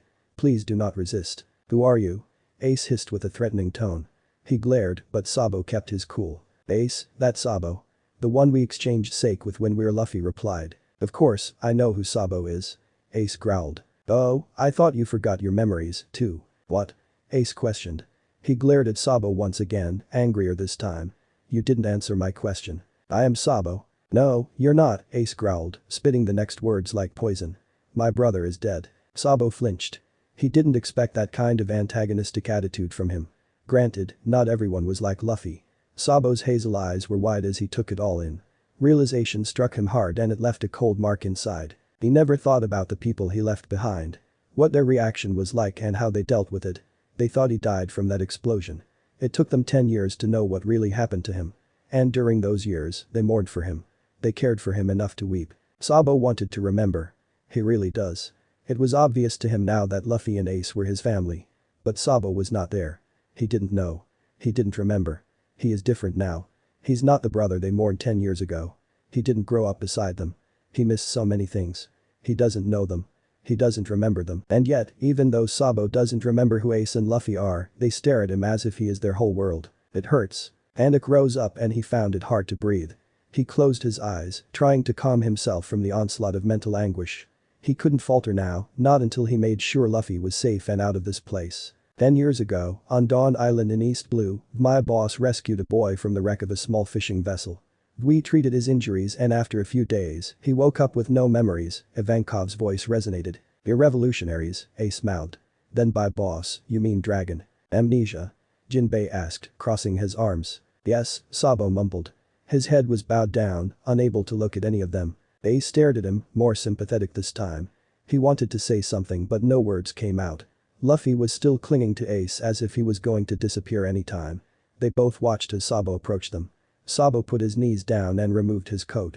He put it on Ace. Sabo, Ace croaked, voice breaking. We all have questions and I promised I will answer them once we are out of this hellhole. Sabo smiled gently. Sabo helped him stand up on his feet. The three nodded at each other. They put their minds foremost into escaping. Sabo, change of plans, Inazuma said. There's currently a jailbreak happening in levels 1 and 2. What? But we haven't directed for that to happen yet. Sabo frowned.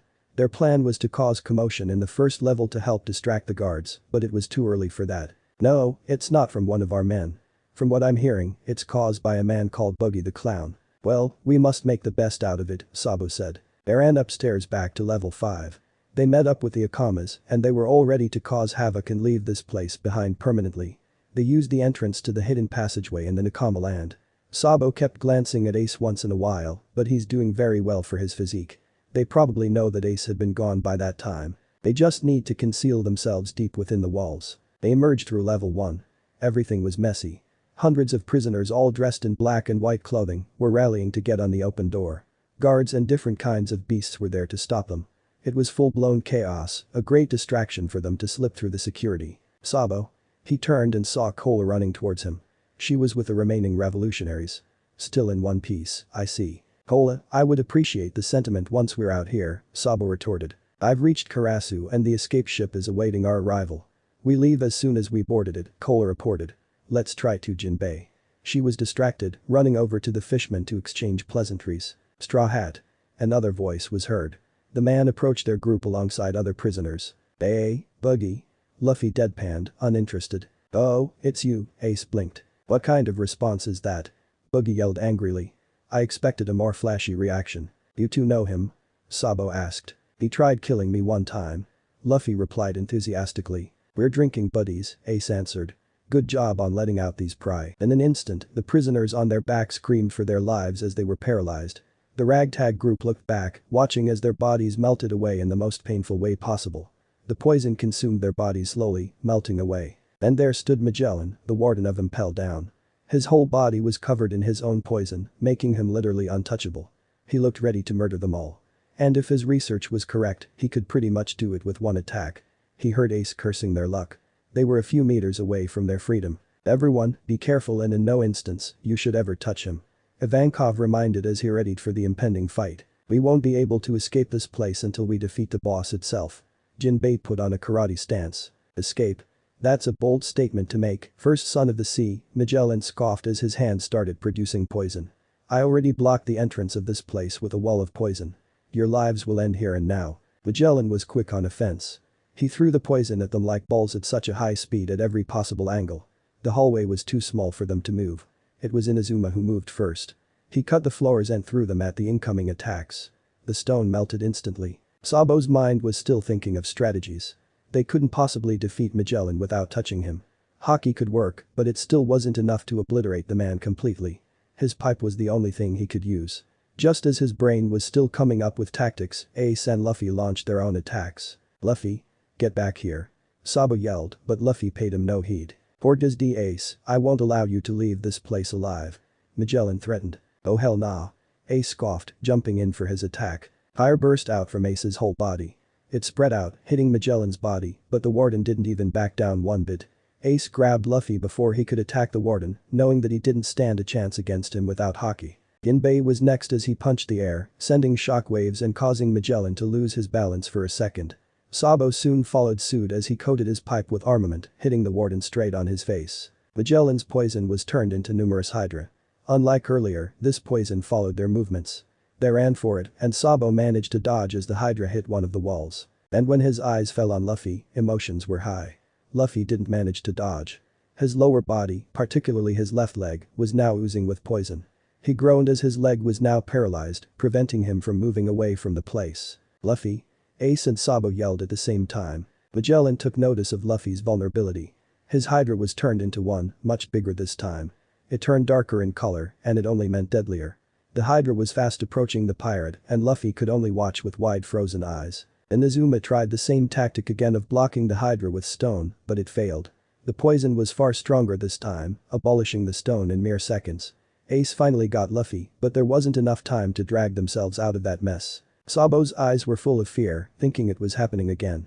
He's about to lose his bro. I'm Sabo and you are? Ace. Let's be partners in crime. Being a pirate sounds fun. My name's Luffy and I wanna be friends. Alone is much more painful than getting hurt. Do you want me to live? They only love their status, not me. Let's become stronger and be pirates. It's the proof of my existence. I wanna be the. If you exchange cups of sake with someone, you're gonna be. From now on, we are. Your grandpa's really crazy. Let's stand up on our own feet. I want a telescope. I'll do what you ask.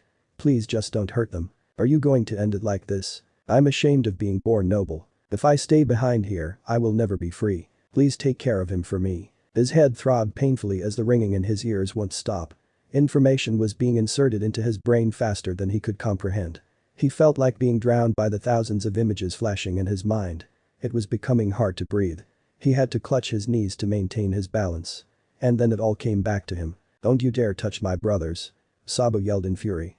He ran, standing in front of them as he took the incoming poisonous hydra. The last thing he remembered was screaming as his whole body felt like it was melting away. Let me know in the comments below if you guys want the next part. Also check out my other video that has been shown in left. Thank you for watching. If you enjoyed this video please like and share this video. And have a fantastic day. Bye.